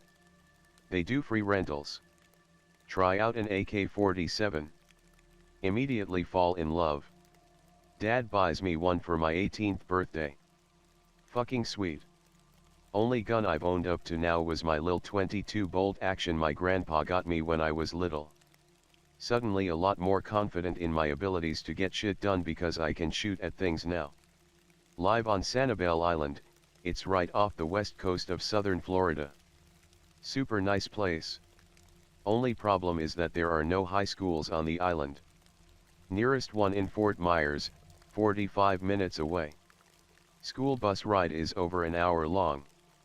Bus arrives just after 5 a.m. every day. Way too fucking early. Wake up one morning, house is colder than usual. Go about normal morning routine. Put on headphones. Walk about 10 minutes to my bus stop. Bus stop is right underneath power lines. Hear them buzzing really loudly. Remember a couple years prior when then exploded and flew all over the place. Melted power lines landed in the same spot I was standing in. Decided would be better to move farther away. On the opposite side of the road is foliage and an opening to the beach. Can see shoreline from where I'm standing. Buzzing getting louder. Just then it occurs to me that my iPod stopped playing a long time ago. Only sound I can hear is that buzzing. I'm a very paranoid person, just kind of freeze up listening to the silence. Nothing for a good few minutes. Suddenly hear car door slam behind me. Guy getting out of his car in the parking lot of nearby closed convenience store. Start chuckling to myself, feel silly for being so scared of nothing. Guy walks around his car and up to the front door of the store. Looks inside. Tries opening door. Doesn't open, obviously locked. Tries harder. Still nothing. I'm a bit freaked out again, wondering if I'm witnessing a break-in. Think to myself it's weird a potential burglar is wearing cargo shorts and flip-flops. He gives up. Turns around and sees me. Kind of looks like he smiles, not creepily or anything, more in a friendly neighbor you haven't seen in a while kind of way. Waves. Still freaked out, wave back timidly. Guy gets back in his car, starts driving towards bus stop. Oh fuck, don't look at him. Stops car right in front of me. Hey Anon, how's it going? Who the fuck is this guy and how does he know my name? It's going alright. What are you doing out here at this time? I'm waiting for my school bus. You're still in high school? I thought you graduated. Nope, almost there though. Start calming down, probably a friend of my parents or something and I don't remember. You're all by yourself out here. At the moment, I suppose so. Be careful, there have been reports of bobcats and stuff out here. Oh yeah, I heard about that, thanks though. By the way, what's up with you trying to get into the store? Looks a bit distant for a moment. Like he didn't understand what I said. I think I left something in there earlier. It's 5:20 in the morning and he's going back for something. Complete bullshit. Think it's better not to question it. See the lights of my bus coming up. Oh hey, that's my bus. Expecting him to leave. Kind of just looks at me, as if waiting for something. Okay, I'll see you later. Still just looking. Get on bus, we get going. His car sits there for a moment before driving off. School day passes without incident. Take bus home. Do normal stuff, day passes, go to bed. Wake up the next morning, usual routine. Randomly remember bobcats and such. Decide to not listen to music on the walk to my bus stop in case anything tries to sneak up on me. Standing at stop. Of course, hear more damn buzzing. Move to different spot again so paranoia will relax. Can see the coastline far more clearly again. Just watching the waves smash on the shoreline. See something move. Very dark out, hard to make out shapes. Silhouette of something is going up and down the beach. Walking back and forth along the coastline. It's probably just a person with a metal detector or something coming out before the crowd. Shape is getting bigger. No, it's just getting closer as it's walking back and forth. Yeah, they just must be beachcombing. No big deal. Cough. Shadow stops in tracks, looks like it's completely facing me now. Suddenly a very big deal. Standing there staring at Shadow. Shadow is just looking at me. Completely frozen. A minute passes. 2 minutes. 5 minutes. 10 minutes. Where the fuck is my bus? Oh, hey Anon. What? Shadow starts walking towards me. Gets closer. Can see it clearly in street light now. It's the fucking guy. Oh, he's a lot bigger than I thought. Back up a bit. He notices. Stops walking. Oh, sorry, did I scare you a bit? He's standing in the middle of the street. I don't respond. Hello? You alright there? He's acting like I'm the fucking weird one. Headlights coming around the corner. Doesn't even look at the oncoming car. Gets stone cold pissed off look on his face. Walks backwards onto beach. Car passes. Book it home. Running as fast as I can, Drop backpack because it's too heavy to sprint with. Get home. Lock all doors behind me. Wake up parents. Tell them everything. They agree to call cops in the morning if I'm still scared. Go to bedroom, lock door, curl up with AK. Can't sleep. Morning comes. Decide to not deal with police. I've dealt with my fair share of overly friendly people around here. Parents give me the day off from school. Maybe this isn't so bad after all. Around 11 a.m. rolls around, leash up dogs to go for a walk. Still haven't slept since I ran home that morning. Right as we walk out the garage door I see something. Big black thing leaning up against my mailbox. Walk to the end of the driveway. It's my backpack. Oh fuck. Grab it and head back inside. Tell dad about it. He says fuck it and calls the cops. Police shows up at our house about 20 minutes later. Answer questions, give description. The guy hasn't actually done anything illegal so they can't do much. Agree to keep an eye out for him. Somewhat helps put me at ease, not leaving the house for shit though. Dad decides it's time to bust out a couple of the guns he's had hidden in the back of his closet in case some serious shit happened. Ours and Mossberg's out the ass. Never knew he had these. See? You'll be fine, now relax. Cool dad. Head back to room and completely crash. Fall asleep around 2 in the afternoon after a Netflix marathon. Wake up at 11:30 p.m. Oh fuck, my stomach hurts. Haven't eaten all day. Get up in a haze. Check my phone. Several missed calls and a bunch of texts from my parents. Oh shit. Hey, we're heading out for dinner, you want us to bring anything back for you? Pretty much all of it was asking if I wanted any food. Oh hell yes. Text back.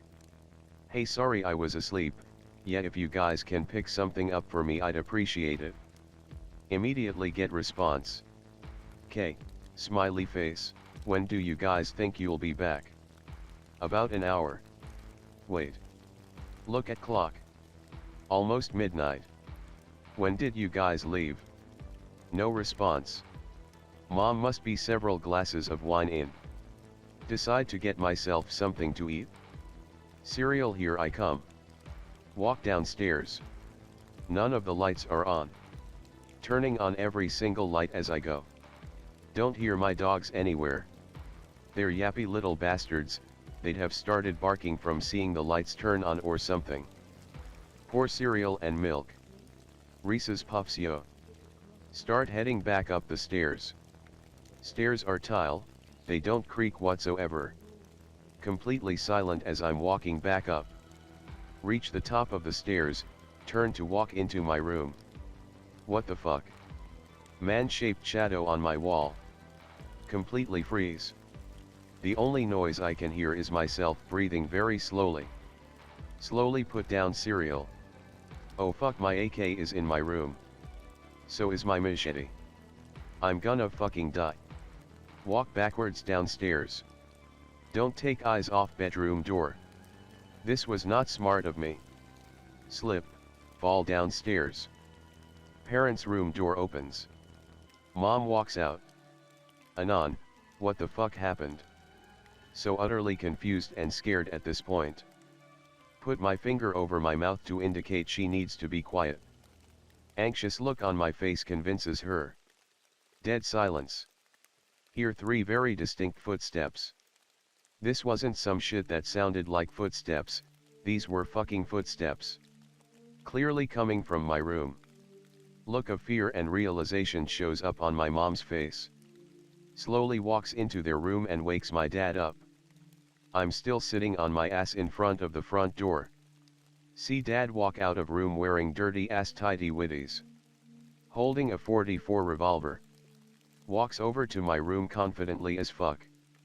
Nothing, no sound. Walks back out. Looks at me. There's nobody there. You're fucking kidding me. Run back up the stairs and into room. Dad follows me. Nobody is in my room. Grab my AK and go to sweep the house. It's unloaded, but looks scary. Completely go over house with my dad. Nobody is there, doors are all locked. We finish and head back upstairs. My mom agrees she heard the footsteps. She can't find her phone either. Oh shit. Pull phone out and show them texts. They both say they didn't send them and they didn't go out that day. All three of us just stand there for a moment contemplating what this could mean. Angry look appears on my dad's face. What's up? Then it dawns on me. The only way the doors could have locked is if someone on the outside had a key, or if whoever relocked them was still inside. They're still inside the house. Hear two more footsteps. My mom hasn't caught on yet. What? What's going on? My phone goes off. Text message. From my mom. Home, smiley face, tell my mom to call the cops. She calls from the landline, explains that someone has broken into the house. Dad tells her to clarify that we're all white so they hurry. She actually does it. Cops show up in less than 5 minutes. Oh shit, it worked. Dad lets them in. 6 of them go over the house. Find guy hidden in crawl space in the back of the boiler room, which is right near my bedroom. It's the same fucking guy. He was arrested, charged with a couple of things, and I haven't seen him since. Turns out he did live nearby, technically.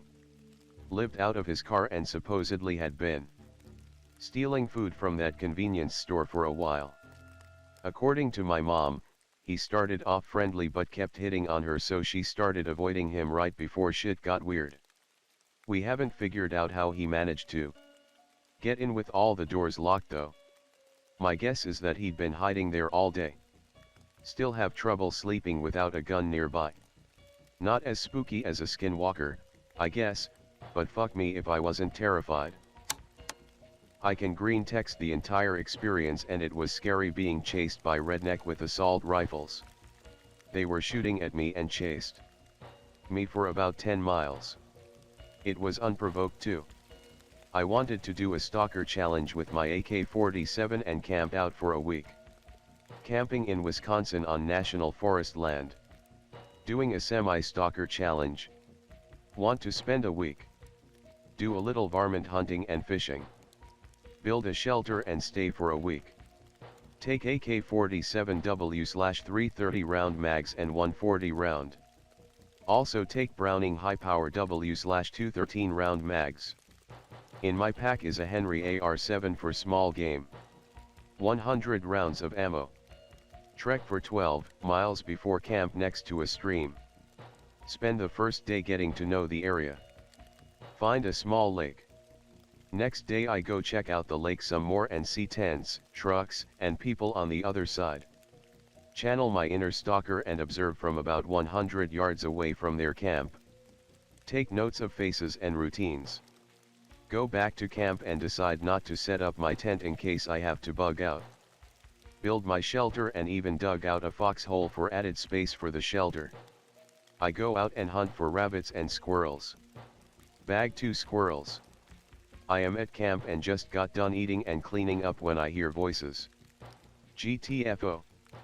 Fall back to a hill not far from my camp. Can hear I heard the gunshots over here. 6 guys in camo show up. Route around my camp. Someone was just here. Coals are still hot. They process to destroy my shelter. One guy hangs up a note on a tree. They leave. I spend the rest of the day on the hill in case they are watching. Distant between my camp and there is 2 miles. Go around and do a wide circle checking for a lookout. Gone. Note reads, don't fuck with us or we'll kill you. I thought about just leaving right then and there, but /K/ would call me a pussy. No, I must go full stalker. Day 4.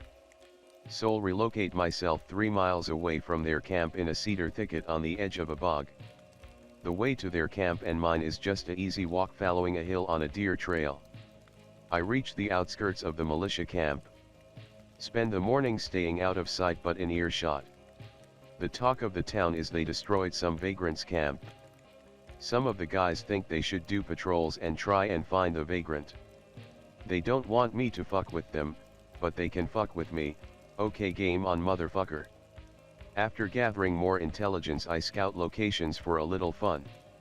They want to test their militia skills, wish granted. Around 9 p.m. that night, 1/4 of a mile from their camp, fire off 5 rounds from my AK into the air. Flashlights everywhere. Whole camp in on high alert. Run away giggling like a retard back to camp. They spend the better part of 3 hours trying to find me before fucking off back to their camp. Around 3 a.m. day 5. Fire off 5 more shots, this time on the other side of the camp. This time they had sentries posted.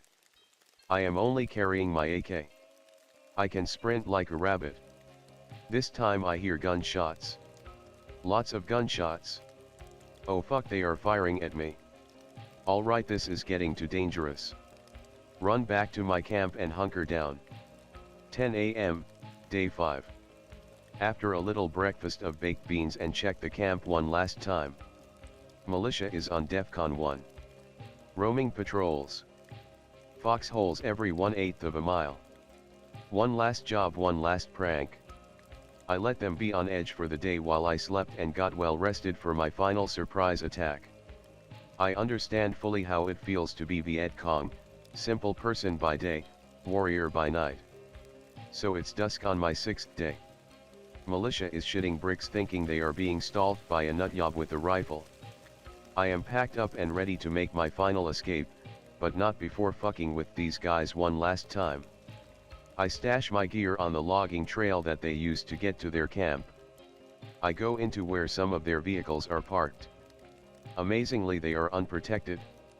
Go to vehicle after vehicle and deflate the driver's side front tire. As one final fuck you, I put the same note they left for me on the windshield wiper of one of the trucks.